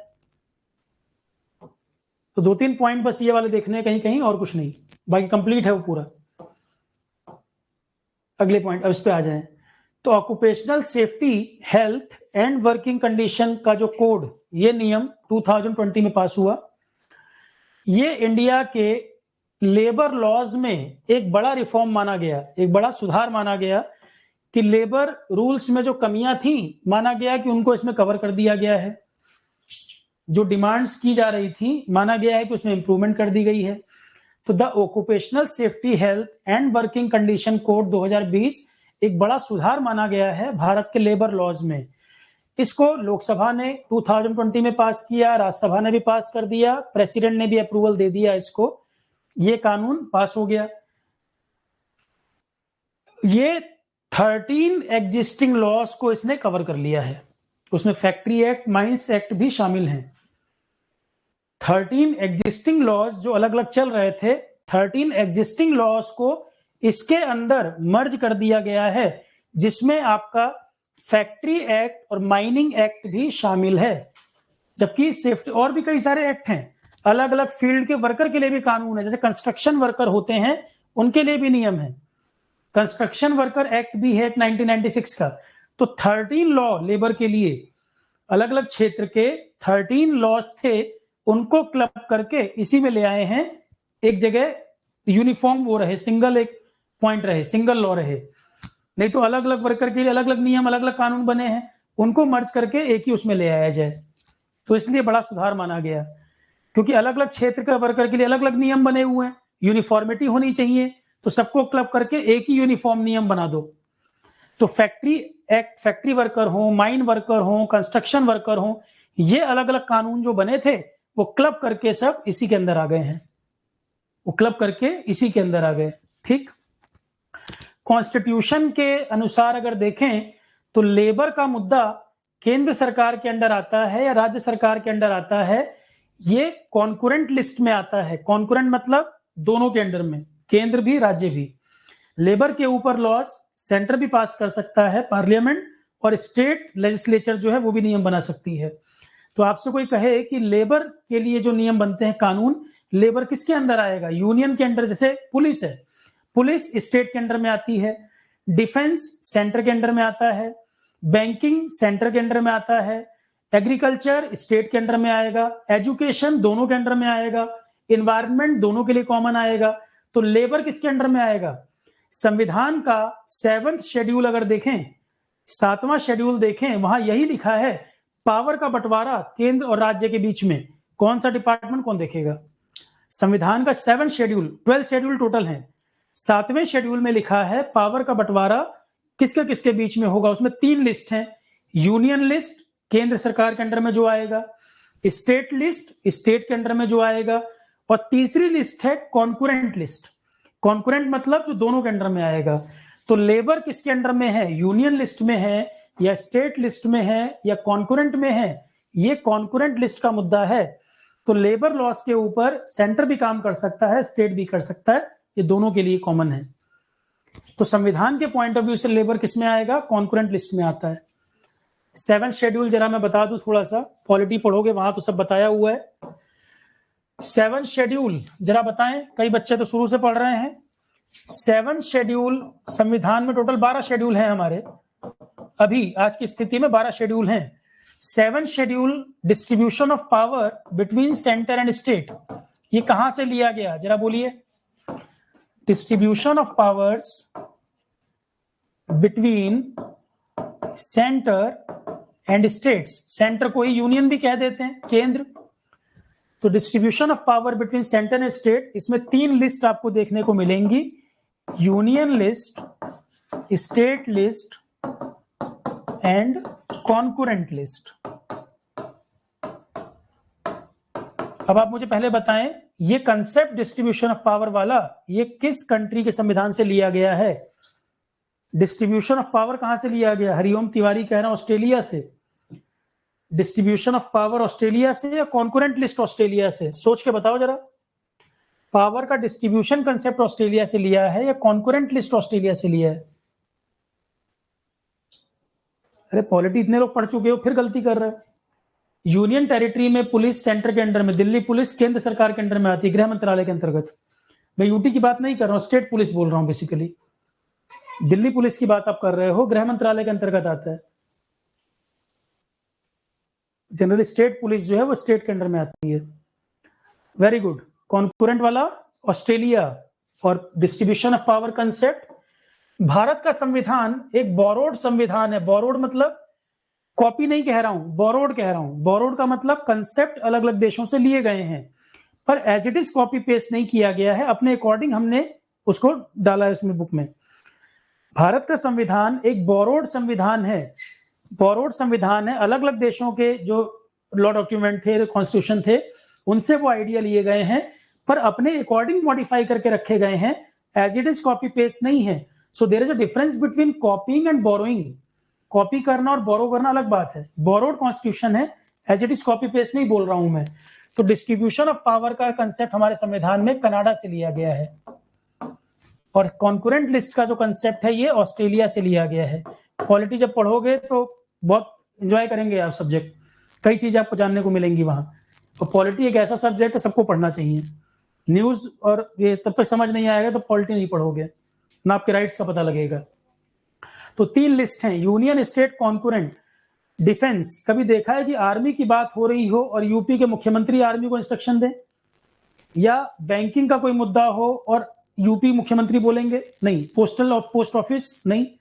ये जो इश्यूज हैं सब सेंटर के अंडर में आते हैं। बैंकिंग है, रेलवेज है, पोस्टल डिपार्टमेंट है, इनकम टैक्स है, कारपोरेट टैक्स है, डिफेंस है, वो सब आपका यूनियन लिस्ट में आएगा। पुलिस जो है वो स्टेट लिस्ट का पुलिस है, एग्रीकल्चर है, लॉटरीज, गैम्बलिंग, ये टोल टैक्स, ये सब आपका स्टेट के अंडर में आ रहा है। उसके बाद ये कॉन्करेंट वाला, कॉन्करेंट टोल टैक्स की बजाय सही वर्ड हम एंट्री टैक्स बोल रहे हैं। एंट्री टैक्स या ऑक्ट्रॉय, वो स्टेट लिस्ट का मुद्दा है। कॉन्करेंट लिस्ट में आपका एजुकेशन, एनवायरनमेंट, लेबर, ये सब यहां पर आएगा। अभी फिलहाल हम लेबर की बात कर रहे हैं। अभी समझ आ गया? अभी फिलहाल हम लेबर की बात करें, तो लेबर के ऊपर बात होगी तो दोनों को अधिकार है, सेंटर को भी स्टेट को भी, वो लॉज वगैरह बना सकते हैं इस पर। रेजिडुअल लिस्ट का मतलब होता है हिमांशु, जैसे आर्टिफिशियल इंटेलिजेंस की बात है, रोबोटिक्स की बात है, तो पहले से वो चीजें संविधान में मेंशन तो है नहीं। तो जो चीजें संविधान में पहले से नहीं है, मान लो भविष्य में और चीजें आ जाएंगी, स्पेस के बारे में कुछ आएगा, तो ऐसी चीजों को जो अभी प्लेस नहीं है यहाँ पर, उनको रेजिडुअरी लिस्ट में कहा जाता है। उन्हें कहते हैं रेजिडुअरी लिस्ट में डाल दिया जाता है। रेजिडुअरी लिस्ट में आर्टिफिशियल इंटेलिजेंस, रोबोटिक्स, स्पेस, ये सब आपका इसी में आएगा। Internet of things, cloud computing, ये आपका रेजिडुअरी लिस्ट में आएगा। ये यूनियन के अंडर में आता है, पार्लियामेंट लॉ बनाती है इस पर। ये यूनियन का मुद्दा है। साइबर क्राइम, साइबर सिक्योरिटी, ये सब सेंटर डिसाइड करेगा, मतलब पार्लियामेंट की तरफ से होगा। ओके, अब आ जाते हैं अपने टॉपिक पर। पॉलिटी में सब बताया हुआ है यार, इसकी चिंता छोड़ो। देखो, तो कॉन्करेंट लिस्ट का मुद्दा है लेबर। इसके ऊपर ये लॉ पास हुआ 2020, occupational safety health and working condition code 2020। India के लेबर लॉज में एक बड़ा सुधार माना गया, जो 13 एग्जिस्टिंग लॉज को क्लब करके एक अपग्रेडेड वर्जन, एक एडवांस लॉ बना दिया गया है। सारे प्रोज एंड कॉन्स को कंसीडर करके यहां पर इफेक्टिवली ज्यादा इफेक्टिव माना जाएगा। ये अभी लेटेस्ट है, इतने पुराने कानून थे उनको मर्ज करके सब इसमें ले आए। और ये कॉन्करेंट लिस्ट का मुद्दा है labour. The need for the, इस कोड की जरूरत क्या थी, थोड़ा सा इसमें एनालिसिस पार्ट डाला है मैंने। इस लॉ की जरूरत क्या थी? The need for this law stemmed from the complexity and inefficiency. Labour regulation में अलग अलग कानून में अलग अलग बातें लिखी हैं, तो एम्बिग्विटी थी कई जगह। एक कानून माइन वर्कर के लिए अलग बात कर रहा है, फैक्ट्री एक्ट पे अलग बात कर रहा है, स्थिति दोनों खराब है। कंस्ट्रक्शन वर्कर के लिए अलग नियम चल रहा है, तो एक अगर लॉ होगा सब उसी दायरे में आ जाएंगे। हमेशा डिमांड उठती रहती थी अलग अलग कानून में अलग अलग वर्कर, कोई कह रहा है हमें कम फायदा मिल रहा है, हमें ध्यान नहीं दिया जा रहा, हमारा एक्सप्लॉयटेशन हो रहा है। तो एक लॉ की जरूरत थी जो सेंट्रलाइज, जो इनको क्लब कर दे, इनके गैप को खत्म कर दे। तो ये जो कानून है, कॉम्प्लेक्सिटी और इनएफिशिएंसी लेबर रेगुलेशंस में जो थी, कहीं ना कहीं उसको दूर करने के लिए बनाया गया। अलग अलग कानून से जो लेबर रेगुलेशन किया जाता था उसमें कमियां थी, लंबे समय से डिमांड उठ रही थी, तो कमेटी बनी, नेशनल कमीशन ऑन लेबर बनी थी। लेबर रिफॉर्म्स के लिए कमीशन समय समय पे बनाई गई है। 2002 में दूसरी लेबर कमीशन बनी थी, उन्होंने रिकमेंडेशन वगैरह दिया था कि यूनिफॉर्मिटी होनी चाहिए, और उसके तहत ये कानून पास हो गया।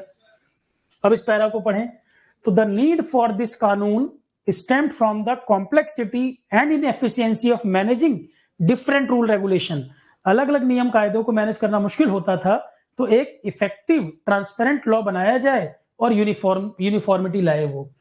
ठीक, क्यों ये लॉ बना, कहां से ये आइडिया आया? Second national commission on labour 2002 में गठित थी, इसका रिकमेंडेशन था कि ये चीज की जाए।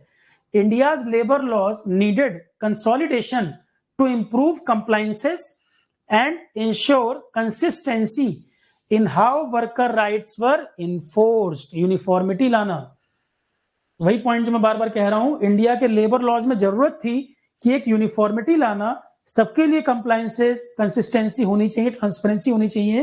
पहले बहुत गैप था अलग अलग एक्ट में, इतने सारे लॉ बने थे, आए दिन उसमें इश्यूज आते थे। तो second national commission on labour 2002 में जो बनी थी, उनका रिकमेंडेशन था, उसके आधार पर यह बनाया गया कानून। लंबे समय से डिमांड थी, तो कंप्लायंसेस इंप्रूव हो पाए, कंसिस्टेंसी आए, यूनिफॉर्मिटी आए, वर्कर को उसके अधिकार मिल पाए, बराबरी वर्कर्स को मिल पाए, उनके अधिकार सुरक्षित हो सकें, जो कमियां हैं उनको दूर किया जाए। इतने पुराने पुराने कानून है, समय के साथ जरूरत बदली है, तो अपग्रेडेशन की जरूरत थी जो यहां पर की गई। The OSHWC code specifically address the working condition. तो इसमें चीजों को एड्रेस किया जाएगा, भाई उनकी वर्किंग कंडीशन क्या है, एक्सप्लॉयटेशन तो नहीं हो रहा, पैसा पूरा मिल रहा है कि नहीं, वर्किंग आवर्स क्या है, रेस्ट मिल रहा है कि नहीं, सारी चीजें देखी जाएंगी, उनकी हेल्थ को ध्यान दिया जा रहा है कि नहीं, ये सारी चीजें इसमें कवर होंगी। तो सबसे पहले formal and informal labour. Labour कई दो प्रकार की है, एक फॉर्मल जो आप प्रॉपर आपके वर्कर हैं, परमानेंट वर्कर, और काफी इनफॉर्मल लेबर से भी आप काम लेते हैं। इंडस्ट्रीज, फैक्ट्रीज के अंदर सारे आपके परमानेंट वर्कर तो नहीं होते, इनफॉर्मल वर्कर भी समय समय पर आप हायर करते रहते हो काम के लिए, उनको भी शामिल किया जाए। तो फॉर्मल एंड इनफॉर्मल लेबरर्स दोनों के लिए है। With the informal sector, informal मतलब अनऑर्गेनाइज समझ लो, अनऑर्गेनाइज सेक्टर। फॉर्मल इंडस्ट्रीज जो है, ऑर्गेनाइज सेक्टर जो है, वहां तो नियम फिर भी फॉलो हो जाएंगे, अनऑर्गेनाइज सेक्टर भी तो भारत में बहुत बड़ा है। या अनऑर्गेनाइज सेक्टर के वर्कर को आप यूज कर रहे हो, या पूरा का पूरा अनऑर्गेनाइज सेक्टर ही, उनको भी इसमें शामिल किया जाए। कॉन्ट्रैक्ट लेबर है, कॉन्ट्रैक्ट वर्कर है, और भी जो और भी तरह के लेबर, जैसे देखो लिख रखा है formal informal labour with the informal sector making up a large part of India's workforce. Informal से आप समझ सकते हैं अनऑर्गेनाइज सेक्टर की बात कर रहा हूं मैं, अनऑर्गेनाइज सेक्टर की बात कर रहा हूं, जो ऑर्गेनाइज और अनऑर्गेनाइज दो बताए थे मैंने आपको पिछले क्लास में। तो फॉर्मल इनफॉर्मल लेबर, रिलायंस की फैक्ट्री में कोई काम कर रहा है, फॉर्मल लेबर है। कोई गली में फैक्ट्री खुली हुई है, वहां इनफॉर्मल लेबर काम कर रही है, उसको बेनिफिट नहीं मिल रहा है, एक्सप्लॉयटेशन हो रहा है। तो with the informal sector making up a large part of India's workforce, ये कोड उनको भी प्रोटेक्शन दे रहा है जो पहले नहीं मिल पाता था। पुराने लॉ में इनफॉर्मल लेबरर्स के लिए प्रोटेक्शन नहीं हो पाती थी, अनऑर्गेनाइज लेबरर को भी इसमें शामिल किया गया। एक एडवांटेज तो ये हुआ। ठीक, तो informal sector making up India का बहुत बड़ा सेक्टर है, अनऑर्गेनाइज सेक्टर भी। तो यहां पर जो लॉ है ये एक्सपेंड हुआ है, जो उनको भी, इनफॉर्मल वाले को भी कवर कर रहा है। मतलब पिछले लॉज में जो छूट गए थे, जो लेबर कवर नहीं होते थे, उनको भी यहां पर जोड़ा गया है। केंद्र सरकार भी कई प्रकार के प्रोग्राम चला रही है, जैसे एक योजना है पीएम श्रम योगी मानधन, एक स्कीम है पीएम श्रम योगी, पीएम श्रम योगी मानधन।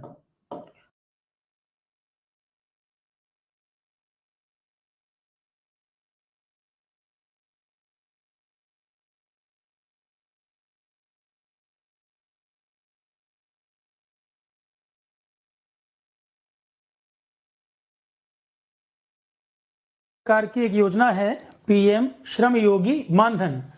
एक लाइन में अगर आपसे कोई पूछ ले, आप उसको ये कह सकते हैं अनऑर्गेनाइज सेक्टर के लिए, वर्कर के लिए पेंशन योजना है।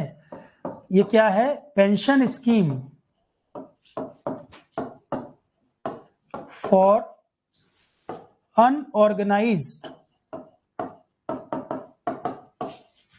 Sector workers. Age, joining age, join करने की एज है 18 से 40 इयर्स, और 60 इयर्स एज के बाद, after 60 years of age, 3000 rupee पर मंथ पेंशन मिलेगी। 3000 रुपी पर मंथ पेंशन मिलेगी। ये योजना है पीएम श्रम योगी मानधन। केंद्र सरकार की है कि राज्य सरकार की है? सेंट्रल गवर्नमेंट,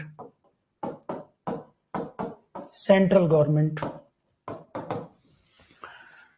अब जैसे कई सारे प्रोग्राम सरकार चला रही है, आयुष्मान भारत योजना। आयुष्मान भारत में 5 लाख रुपए का हेल्थ इंश्योरेंस किनको? क्या सभी को? नहीं, बीपीएल फैमिलीज को, गरीब परिवारों को। आयुष्मान भारत योजना करंट अफेयर में पढ़ाया हुआ है हमने। 5 लाख रुपए का हर साल का मेडिकल इंश्योरेंस आपको मिलेगा। एक फैमिली को मिल जाएगा। उस फैमिली में कितने भी लोग हों, किसी भी उम्र के हों, फैमिली को दे दिया गया, वो अपने हिसाब से यूज करें। फैमिली में 1 पर्सन बीमार पड़े या 2 पड़े या 3 पड़े, हर साल 5 लाख रुपए का मेडिकल इंश्योरेंस है, वो जैसे मर्जी यूज कर ले। तो एक फैमिली को दिया जा रहा है, बीपीएल फैमिली जो होगी, गरीब परिवार, उसको मिलेगा 5 लाख रुपए मेडिकल इंश्योरेंस हर साल। कितने भी साल के लोग, कितने भी उम्र के लोग हों, किसी भी एज के हों। अब तो 70 प्लस 75 प्लस भी कवर कर दिया, तो कितने भी एज के हों, कितने मेंबर, उससे नहीं मतलब है। तो हेल्थ के लिए वो प्लान मिल गया। अब एक फैमिली में अगर ऑन एन एवरेज 5 लोग हैं, तो उसमें 10 करोड़ बीपीएल फैमिली कवर होती है। 10 करोड़ गरीब परिवारों को आयुष्मान कार्ड दिए गए। एक फैमिली में ऑन एन एवरेज अगर 5 लोग हैं, तो 50 करोड़ लोग कवर हो गए। पीएम क्या कहते हैं स्पीच में कि हमने आयुष्मान योजना शुरू की और 50 करोड़ लोगों को कवर किया। तो लोग कंफ्यूज हो जाते हैं, अरे सर ने पढ़ाया था 10 करोड़ बीपीएल फैमिलीज क्लास में, पीएम तो कह रहे हैं 50 करोड़। मैंने बोला था 10 करोड़ बीपीएल फैमिलीज, 10 करोड़ गरीब परिवार की योजना है। एक फैमिली में पीएम एवरेज 5 लोगों को मान के चलते हैं, इसलिए कहते हैं मैंने 50 करोड़ इंडिविजुअल्स को कवर किया, 50 करोड़ फैमिली नहीं। 10 करोड़ बीपीएल फैमिली, 50 करोड़ लोग, एवरेज मान के चलते हैं कि मान लो एक परिवार में 5 लोग होंगे।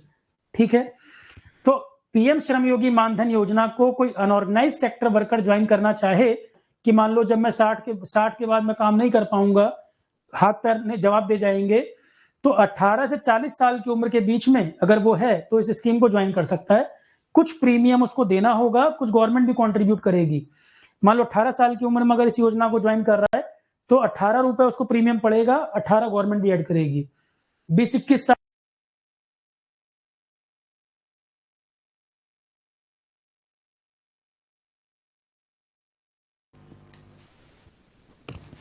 तो बहुत नॉमिनल, जितनी कम एज होगी प्रीमियम उतना कम पड़ेगा, तो उतने कम पैसे देकर गवर्नमेंट भी कंट्रीब्यूट करेगी। तो जब तक वो 60 साल का होगा, कुछ कॉर्पस, कुछ पैसा इकट्ठा हो गया होगा, और सरकार के कैलकुलेशन के हिसाब से 3000 रुपए पर मंथ पेंशन के लिए वो एलिजिबल हो जाएगा। 3000 पर मंथ पेंशन के लिए एलिजिबल हो जाएगा। ठीक है, अब आप कहोगे सर ये तो अनऑर्गेनाइज सेक्टर वर्कर के लिए हो गई। कोई पर्सन जो प्राइवेट नौकरी कर रहा है और कंपनी उसको कोई कुछ दे नहीं रही है, प्राइवेट नौकरी कर रहा है, कोई पेंशन स्कीम है नहीं, तो क्या उसके लिए कुछ है कि अनऑर्गेनाइज सेक्टर वर्कर ना हो, ऑर्गेनाइज सेक्टर का ही हो, पर कोई बेनिफिट नहीं मिल रहा और कुछ करना चाहे, तो एक और योजना है अटल पेंशन योजना, ये सबके लिए है, ये कोई भी ज्वाइन कर सकता है।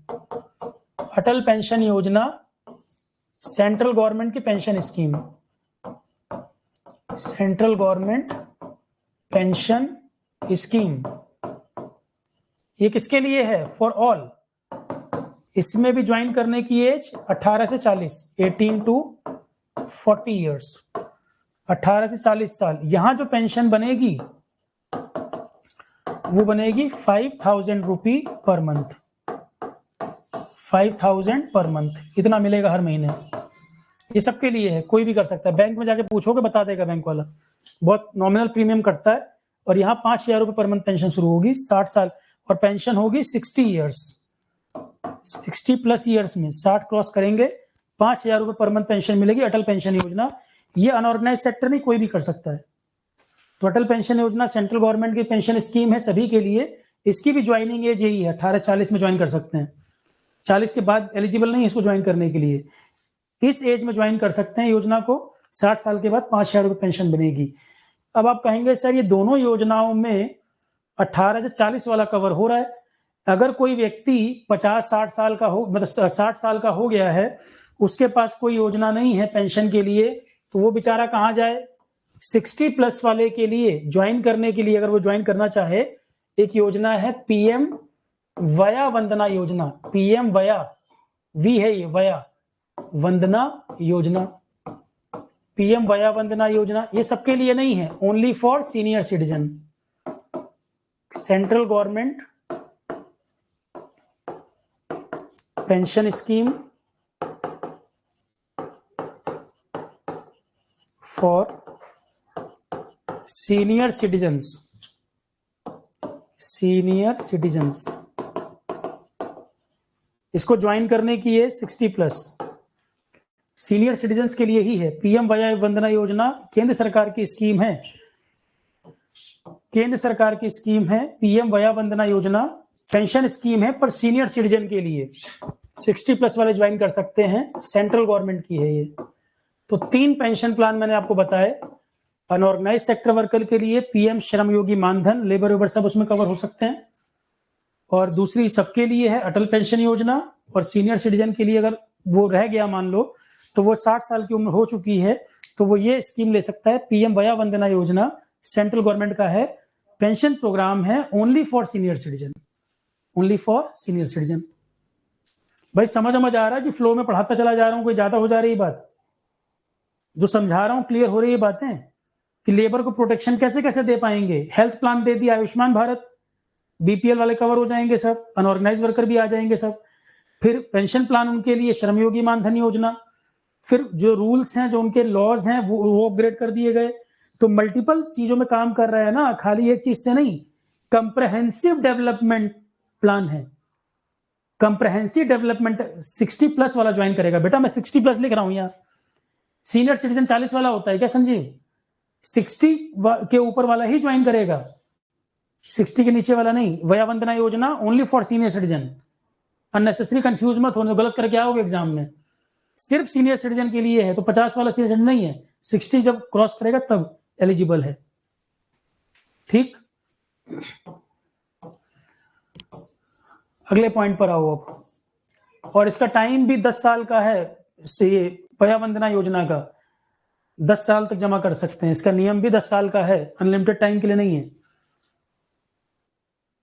तो कॉन्ट्रैक्ट वर्कर, अब जो नया कानून जो बना है लॉस के लिए, इनफॉर्मल लेबर को भी कवर कर लिया। पुराने लॉ में कई सारे लोग छूट गए थे, कॉन्ट्रैक्ट वर्कर को भी शामिल कर लिया कि हेल्थ और सेफ्टी तो कॉन्ट्रैक्ट वर्कर के लिए भी जरूरी है भाई, केवल फॉर्मर वर्कर नहीं, कॉन्ट्रैक्ट वर्कर के लिए भी। अब कंपनी को कॉस्ट पड़ती है ना, खर्चा पड़ता है, तो कई कंपनियां नहीं कवर करती थी कॉन्ट्रैक्ट वर्कर वगैरह को, कि जो परमानेंट वाले हैं उनको पीएफ कटेगा, उनको इतने का हेल्थ बेनिफिट मिलेगा, कॉन्ट्रैक्ट लेबर को देते नहीं थे बेनिफिट। तो नए लॉ ने इनके लिए भी नियम निकाले, सबको कवर कर रहे हैं। तो कॉन्ट्रैक्ट वर्कर को भी कवर कर रहा है, उनकी भी हेल्थ, सेफ्टी, वेलफेयर, इन चीजों को ध्यान रखा जाए। नया लॉ कॉन्ट्रैक्ट वर्कर को भी कवर करके चल रहा है। उसके लिए इन तीनों में से कोई प्लान नहीं है, 40-60 के बीच में इनमें तीनों में से कोई प्लान नहीं संजीव। अटल पेंशन योजना तो है ना, अटल पेंशन भी 40 तक के लिए है। फिर वो कोई और पेंशन प्लान ले सकता है, प्राइवेट में कंपनीज भी पेंशन प्लान बेचती हैं। 40 से 60 की रेंज का है तो कई कंपनीज वैसे भी पेंशन प्लान बेचती हैं, उनसे ले ले। गवर्नमेंट के 3 प्लान जो मैंने बताया, तीनों में ये नियम है। हैजार्डस इंडस्ट्रीज में जो वर्कर काम करते हैं, माइनिंग, कंस्ट्रक्शन, मैन्युफैक्चरिंग, उनको प्रायोरिटी भी दी गई है। हर इंडस्ट्री का वर्कर बराबर लेवल के रिस्क पे नहीं है, ये भी ध्यान दिया गया। सोचो कितना सोच समझ के इसको अपडेट किया गया। इनफॉर्मल लेबर पुराने लॉ में कवर नहीं थी, उनको कवर किया गया। कॉन्ट्रैक्ट वर्कर को बेनिफिट नहीं मिल पाते थे, उनको कवर किया गया। सेफ्टी में भी कोई न्यूक्लियर प्लांट में काम कर रहा है और कोई काम कर रहा है मान लो जहां पर डाई बन रही है, दोनों को बराबर रिस्क नहीं है। तो हैजार्डस इंडस्ट्री के लिए भी प्रोविजन अलग से भी रखे गए कि जो हैजार्डस कैटेगरी की इंडस्ट्रीज हैं, माइनिंग जैसे, हेल्थ कम हो, लाइफ कम हो जाती है वहां पर। कई इंडस्ट्री फैक्ट्री ऐसी हैं जहां वर्कर की लाइफ कम होती है क्योंकि लगातार वो हैजार्ड से एक्सपोजर होता रहता है। तो माइनिंग वर्कर है, हैवी कंस्ट्रक्शन वर्क है, मैन्युफैक्चरिंग है, तो हैजार्डस वर्क, कोई हैजार्डस केमिकल यूज हो रहा है कहीं पर, तो ऐसे जो फैक्ट्री वर्कर हैं जहां हैजार्ड्स ज्यादा हैं, हैजार्डस इंडस्ट्रीज जो है उनको प्रायोरिटी भी दी गई है कि अगर बाकी जगह साल में एक बार चेकअप होता है, यहाँ 2 बार चेकअप हो जाए, इनको कोई और भी बेनिफिट मिल जाए, अपनी लाइफ को रिस्क पे रख के ये काम करते हैं। तो माइनिंग वर्कर है, कंस्ट्रक्शन है, मैन्युफैक्चरिंग है, उन सबको भी प्रायोरिटी यहाँ पर दी गई है विद स्पेसिफिक प्रोविजन। जिन ऑक्यूपेशन में वो लोग हैं कैसे वहां पर हैजार्ड्स कम किए जाएं, हाई रिस्क इंडस्ट्रीज वगैरह में क्या प्रोविजन लगाए जाएं, मशीन चाहिए या कोई सेफ्टी प्रैक्टिस फॉलो करनी है या स्टैंडर्ड लागू कराने हैं, पर कैसे इनकी लाइफ को बचाया जाए और इनको बेनिफिट्स वगैरह भी दिए जाएं ताकि काम करने का मोटिवेशन रहे और रिस्क को कम किया जाए। एक उदाहरण मैं तुमको वैसे ही बोलता हूं, जो हमारे यहाँ मैनुअल स्कैवेंजर्स हैं, इंडस्ट्री की बात नहीं कर रहा हूं, सैनिटेशन की बात कर रहा हूं, सैनिटेशन आपका टॉपिक है ना। तो मैनुअल स्कैवेंजिंग जो करते हैं वर्कर, सीवर में उतर के सफाई उफाई करते हैं मैनहोल वगैरह की, मैनुअल स्कैवेंजिंग। एक तरफ तो दुनिया चांद पे स्पेस में पहुंच गई और एक तरफ मशीनें नहीं बना पा रहे हैं कि ह्यूमन जो है बाहर से क्लीनिंग कर ले, उनको उतरना पड़ता है उस गटर में, और जिस समाज के लिए वो काम करते हैं वो समाज ही उनको एक्सेप्ट नहीं करता। लोग अपने यहाँ बुलाते नहीं, मिलना नहीं चाहते। लोग कहते हैं भाई सफाई वाला है, नाले सफाई वाला है, अरे भैया वो सफाई वाला है, गंदगी तो बाकी लोग फैला रहे हैं, वो सफाई कर रहा है उल्टा। और जिस सोसाइटी के लिए कर रहा है सोसाइटी एक्सेप्ट नहीं करती। इनका भी लाइफ स्पैन कम हो जाता है, लाइफ रिस्क पर रहती है। हार्मफुल गैसेस वगैरह जो रिलीज होती हैं गटर वगैरह से, उनकी वजह से कई बार देखते हो आए दिन न्यूज आती है, डेथ हो जाती है। मैनुअल स्कैवेंजिंग में जो गैसेस वगैरह, हार्मफुल जहरीली गैसेस गटर वगैरह से आती हैं, सीवेज वगैरह से, उससे वर्कर की डेथ हो जाती है।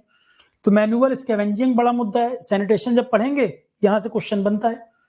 सरकार ने प्रोग्राम भी कई सारे बनाए, राष्ट्रीय गरिमा अभियान, इनकी डिग्निटी मेंटेन हो और भी काम इनको दिए जाएं, मेन सोसाइटी में इनको कैसे इंक्लूड किया जाए, कई प्रकार के प्रोग्राम सरकार यहां भी चला रही है। ठीक है, इस तरह के क्वेश्चन आपके एग्जाम में बनते हैं। यूपीएससी का तो फेवरेट एरिया है जो बता रहा हूं अभी, यूपीएससी जरूर पूछता है। अब देखो, तो हैजार्डस इंडस्ट्री को वर्कर हैं उनको प्रायोरिटी दी जाए, कई प्रकार के बेनिफिट भी दिए जाएं और सेफ्टी पैरामीटर भी अच्छे होने चाहिए, इंप्लीमेंट होने चाहिए इंडस्ट्री फैक्ट्री में। इंटर स्टेट माइग्रेंट वर्कर्स जो होते हैं, अपना घर द्वार छोड़ के दूसरे शहरों में जा रहे हैं काम करने, माइग्रेशन जो होता है, उनको भी शामिल किया गया। तो अपग्रेडेशन की जरूरत थी, पुराना लॉ जो बना हुआ था। तो इंटर स्टेट माइग्रेंट वर्कर्स जो हैं उनके लिए भी नियम।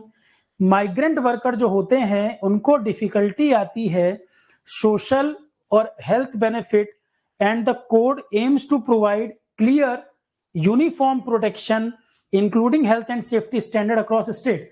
तो माइग्रेंट वर्कर भी अगर है उनके लिए भी यूनिफॉर्मिटी रहेगी, हेल्थ और सेफ्टी स्टैंडर्ड सब कुछ उनके लिए भी फॉलो होना चाहिए। ये जिम्मेदारी है एम्प्लॉयर की कि वो इंश्योर करे। तो चाहे इनफॉर्मल लेबर हो या कॉन्ट्रैक्ट वर्कर हो या हैजार्डस इंडस्ट्री वाले, उनको ज्यादा बेनिफिट देना होगा, या माइग्रेंट वर्कर हैं उनको भी बराबर ट्रीट करना होगा। ऐसा नहीं है कि यूपी से कर्नाटका में गया तो कन्नड़ भाषा बोल पा रहा है कि नहीं बोल पा रहा, उसके हिसाब से तय करोगे कि कन्नड़ा आ रही है कि नहीं। ये बहुत चलता है इशू महाराष्ट्र में आए दिन। तो लोकल लेवल पे भी जो इंडस्ट्री फैक्ट्री काम कर रहे हैं डिस्क्रिमिनेशन ना करें, सेंटर का लॉ सबको मानना होगा। स्टेट टू स्टेट अगर वर्कर जा रहा है काम करने, बिहार की मैन पावर महाराष्ट्र में जा रही है, सारी मैन पावर अगर, सारी लेबर अगर बिहार लौट जाए ठप हो जाएगा काम। तो मैन पावर कहीं कहीं से जाकर जो काम कर रही है, यूनिफॉर्मिटी, हेल्थ, सेफ्टी, ये सब उनके लिए भी होना चाहिए, उसको भी ध्यान दिया जाए। क्योंकि आए दिन ये मुद्दे आते हैं कि अलग अलग राज्यों के साथ डिस्क्रिमिनेशन किया जा रहा है वर्क प्लेस से भी। तो सेफ्टी, हेल्थ, इन सब चीजों में डिस्क्रिमिनेशन नहीं होना चाहिए। ह्यूमन लाइफ तो वो भी है, उनको भी उतना डिग्निटी के साथ डिग्निटी के साथ सर्वाइव करने का मौका मिले और उनको सारे बेनिफिट्स भी मिले। ऑब्जेक्टिव क्या हुआ फिर? यूनिफॉर्म रेगुलेशन बनाना। इस कानून का उद्देश्य क्या था? यूनिफॉर्मिटी लाना, अलग अलग क्षेत्र के जो वर्कर हैं सबके लिए यूनिफॉर्म नियम बनाना, उनकी सेफ्टी, हेल्थ और वेलफेयर तीनों को ध्यान रखना। क्या मैं ये बात आपको ठीक से समझा पाया? Unified regulation, safety, health and welfare सबके लिए, सब वर्कर को कंसीडर किया जाए, चाहे वो इनफॉर्मल लेबर हो, चाहे वो कॉन्ट्रैक्ट वाला हो, चाहे वो माइग्रेंट वर्कर हो। यूनिफॉर्मिटी होनी चाहिए। अलग अलग लॉ जो अलग अलग बातें करते थे, कई सारे क्लास को कवर भी नहीं करते थे, यहां पर वो सारी चीजों को दूर किया गया, इसलिए भी इसकी जरूरत थी। तो 13 अलग अलग लॉ थे जिनको मर्ज करके इसमें ले आया गया, इंक्लूडिंग फैक्ट्री एक्ट और माइंस एक्ट, वो दोनों भी इसमें शामिल है। बोर तो नहीं होगा भाई? आगे बढ़े। तो सारी चीजें क्लियर हैं, आसानी से अब समझ आ जाएगी पूरी बात। तो सोशियो इकोनॉमिक राइट्स वर्कर के प्रोटेक्ट किए जाएं, वर्किंग आवर्स डिफाइंड होने चाहिए, छुट्टियां मिलनी चाहिए, अपना घर बार छोड़ के आए हैं, छुट्टियां साल की फिक्स होनी चाहिए। तो ये सारी चीजें इस लॉ में कंसीडर की गई हैं। कॉन्ट्रैक्ट लेबर, इनफॉर्मल, इन सबको शामिल किया गया है, ठीक है। अनसेफ वर्किंग एनवायरनमेंट में काम नहीं होना चाहिए, एक्सीडेंट को मिनिमाइज करना है, ये सारी चीजें इसमें शामिल की गई।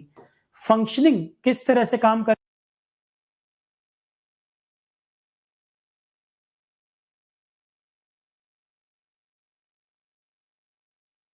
गया है। श्रम सुविधा पोर्टल,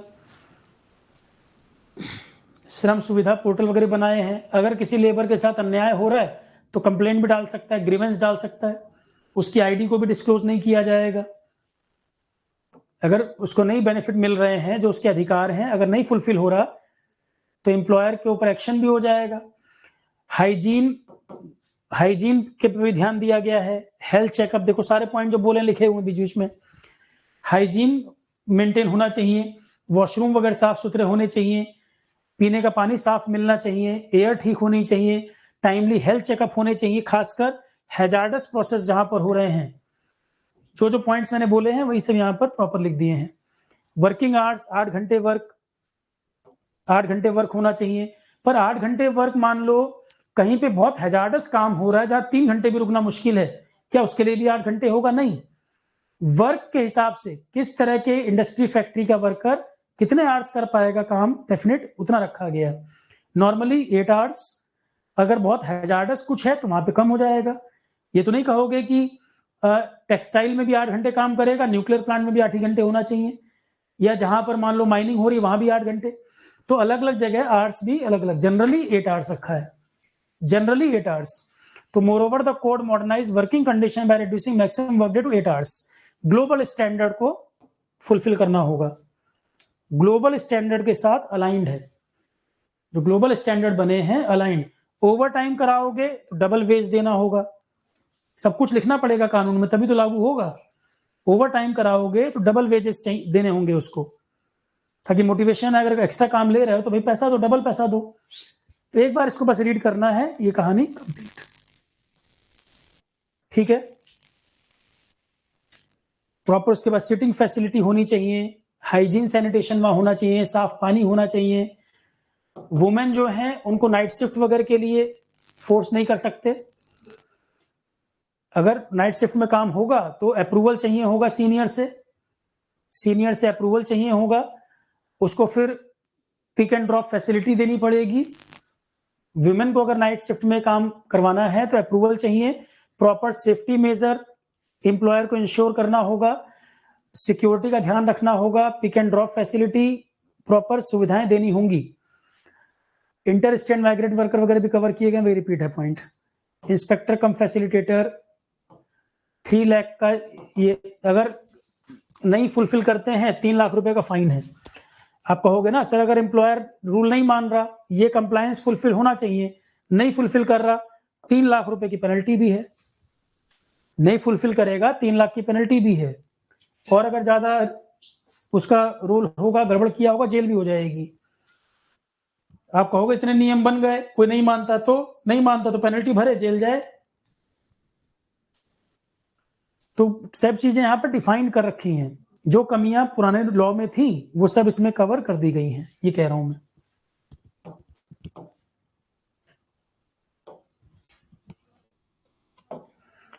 एक सवाल ईएससी में आया, ये बताओ जरा, baking soda is used in fire extinguisher, quick lime is used in making glass। इसमें से क्या क्या सही है? 1 only, 2 only, both, none. Baking soda fire extinguisher में यूज होता है, क्विक लाइम ग्लास मेकिंग में यूज होता है। क्विक लाइम होता है बेटा कैल्शियम ऑक्साइड, CaO, ये है क्विक लाइम। पहला सही, दूसरा सही, दोनों गलत। बोलो जरा, INR क्या? इंडियन रुपी होता है, INR क्या लिखा, कहां लिखा है? इंडियन रुपी होता है, मतलब अब तो रुपी का सिंबल यूज कर लेते हैं।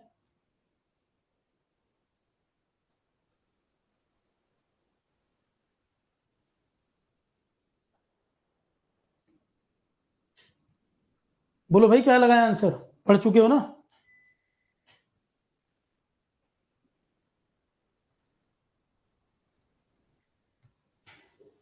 दोनों सही है, बिल्कुल सही।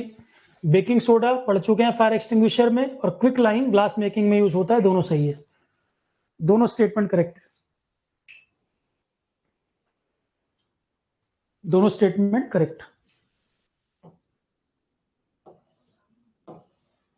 ठीक है, चलो कुछ क्वेश्चन देख लें। 2 एक्ट पढ़ाने हैं, वो 2 एक्ट कल पढ़ाऊंगा। एक आध सवाल देख लें जरा। एक आईसीटी का क्वेश्चन, कुछ लोग आईसीटी पढ़ रहे होंगे, एक आईसीटी का क्वेश्चन पूछते हैं। आईसीटी क्या है? जनरल क्वेश्चन है, ईएस का ही पेपर का क्वेश्चन है ये भी। कंप्यूटर पे अगर आप ध्यान दो, वेबसाइट वगैरह जो यूज करते हो, protocol, domain name of the host, file name, ये सारी चीजें मेंशन होती है किस पर? अब इसमें क्या आईसीटी है? कुछ लोग कह रहे हैं ईएस के लेवल का मत पढ़ लेना। अरे भैया, ईएस का क्वेश्चन है, और ये एसएससी लेवल का भी है, आरआरबी लेवल का भी है, और ईएससी में आया हुआ है, सिंगल लाइनर ही है, क्यों नहीं आ सकता? कई बार आ चुका है ये हर एग्जाम में। बोलो, इनमें से कहां पर प्रोटोकॉल लिखा रहता है, डीएनएस लिखा रहता है, फाइल नेम भी लिखा रहता है? नहीं भी आईसीटी पढ़े होगे मेरे से तो ही बता लोगे। URL, very good. दूसरा सवाल, यूआरएल की फुल फॉर्म बता दीजिए। दूसरा सवाल है यूआरएल की फुल फॉर्म बताओ। यूआरएल की फुल फॉर्म होती है यूनिफॉर्म रिसोर्स लोकेटर। अगला सवाल ये छुपा हुआ है इसमें, यूनिफॉर्म रिसोर्स लोकेटर। जैसे क्वेश्चन आया एक बार, सीडीएमए का फुल फॉर्म, मोबाइल टेक्नोलॉजी में होता है CDMA, code division multiple access, बस यही क्वेश्चन आ गया था। ईएस में आया तो क्या और एग्जाम में नहीं पूछ सकता सीडीएमए क्या होता है? बताओ। सीडीएमए का full form code division multiple access, mobile technology होती है ये, code division multiple access, CDMA होता है। TDMA, FDMA, CDMA, SDMA, 4 technology होती है। सीडीएमए, कोड डिवीजन मल्टीपल, चारों पढ़ाए हुए हैं आईसीटी में। तो बहुत सिंपल भी क्वेश्चन है। अब इतने से उससे ये समझ में आ जाएगा कि ईएससी में कई क्वेश्चन ऐसे हैं जो आराम से हो सकते हैं और रिपीट भी कर सकता है। Pretty good privacy, pretty good privacy, इसका इस्तेमाल किसकी सिक्योरिटी में किया जाता है? जैसे क्वेश्चन आता है फायरवॉल किसकी सिक्योरिटी में यूज होता है, पीजीपी का इस्तेमाल किसकी सिक्योरिटी में होता है? प्रिटी गुड प्राइवेसी, पीजीपी बोलते हैं इसको। इनमें से किसकी सिक्योरिटी में इससे जुड़ा हुआ है PGP? Email security, very good, email security. Firewall का क्या काम होता है? फायरवॉल, कोई कंप्यूटर और आपके कंप्यूटर के बीच में एक दीवार है, कोई कंप्यूटर है ए, आपका कंप्यूटर है बी, इन दोनों के बीच में एक दीवार है। ये चेक करता है, सिक्योरिटी गार्ड है फायरवॉल, कि आपके सिस्टम का कोई अनऑथोराइज, इलीगल, अनऑथोराइज एक्सेस ना कर पाए। ये चेक करता है फायरवॉल कि जो ऑथोराइज्ड है वो एक्सेस कर पाएगा, जो अनऑथोराइज है वो एक्सेस नहीं कर पाएगा। फायरवॉल उस चीज को चेक करने का काम करता है। पढ़े हो ना आईसीटी, नहीं पढ़े तो भी, डीएन मतलब डोमेन नेम। फायरवॉल कोई आपके सिस्टम का अनऑथोराइज एक्सेस ना कर सके उसको चेक करता है। तो ऐसे जनरल क्वेश्चन एग्जाम में आते हैं। रैम, रोम, स्टैटिक रैम क्या है, रोम क्या है, फास्टेस्ट मेमोरी कौन सी होती है, ये सब क्वेश्चन बनते हैं, करा भी रखे हैं। लैन, मैन, वैन क्या है, वाईफाई और वाईमैक्स में क्या अंतर है, रेंज कितनी होती है, ब्लूटूथ की रेंज कितनी होती है, सब बता रखा है। कंप्यूटर नेटवर्क में पॉइंट टू पॉइंट ट्रांसमिशन अगर हो रहा है, जहां एक ही सेंडर और एक ही रिसीवर हो, एक सेंडर एक रिसीवर ए बी, ये 4 पॉइंट, यहां भी 4 पॉइंट, एक ही सेंडर एक ही रिसीवर, सबके लिए अलग अलग पाथ ऐसा बना हुआ, एक ही सेंडर एक ही रिसीवर, ऐसा है। या ऐसा हो जाए एक सेंडर और मल्टीपल रिसीवर, ऐसा हो जाए। तो जब हम कहेंगे dedicated 1 sender 1 receiver, dedicated 1 sender 1 receiver, इसे कहेंगे यूनिकास्टिंग। डेडिकेटेड एक ही सेंडर एक ही रिसीवर है तो यूनिकास्टिंग है।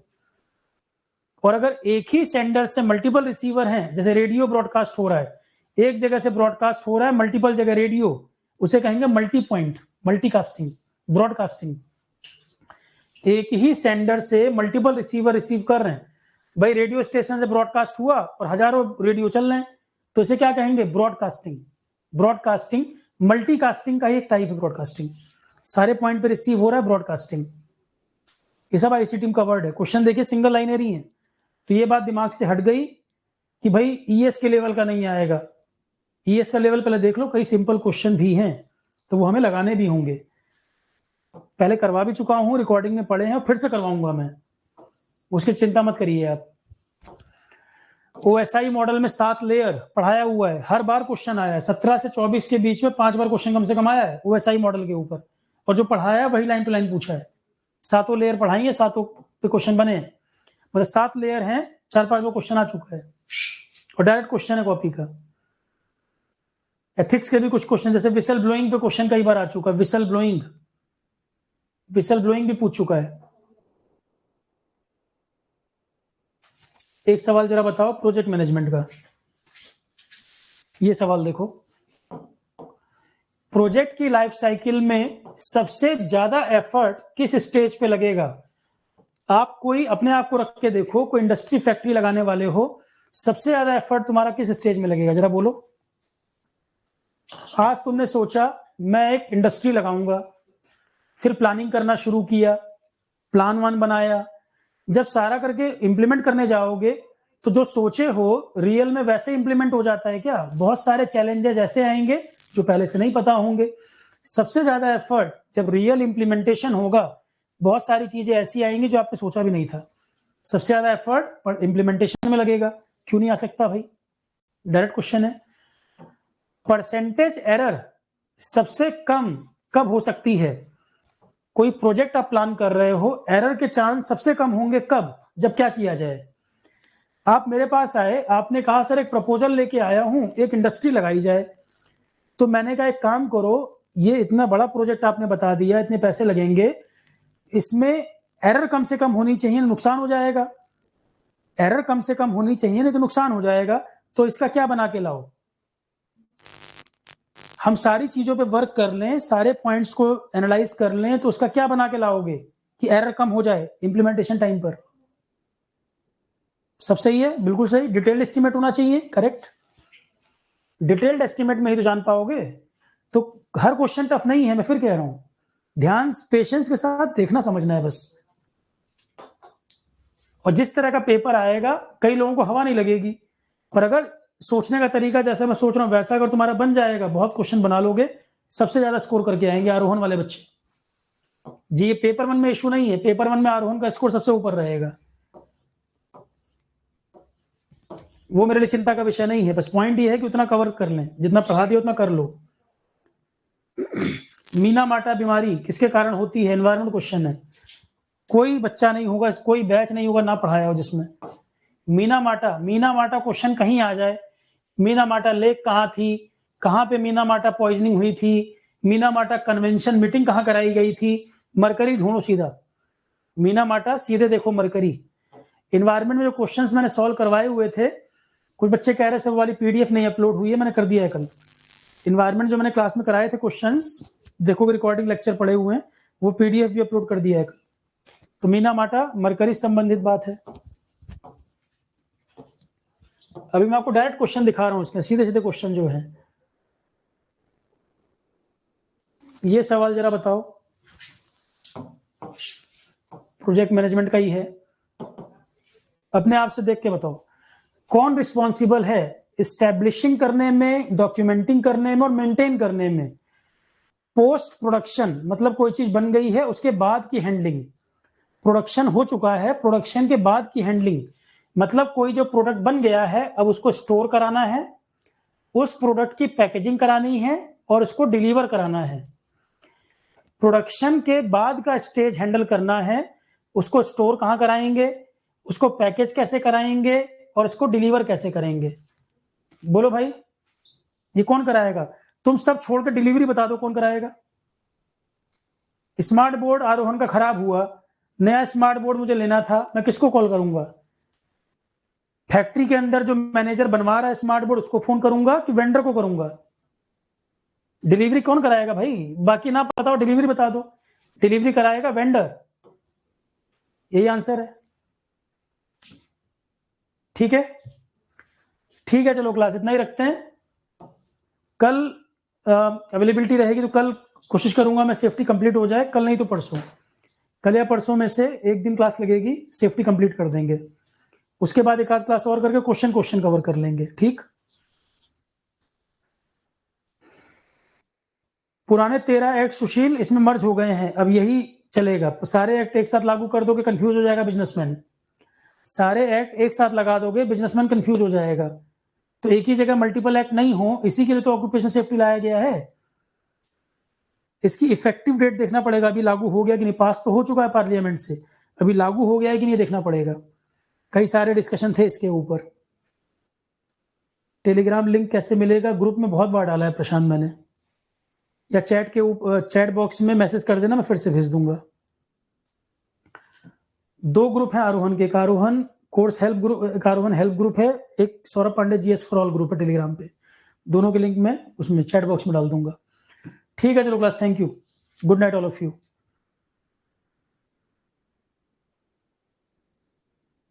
कोई क्वेश्चन किसी का है पूछ लीजिए भाई, कोई किसी की दिक्कत हो, क्वेश्चन हो पूछ लीजिए। ठीक है, चलो class, thank you, good night all of you.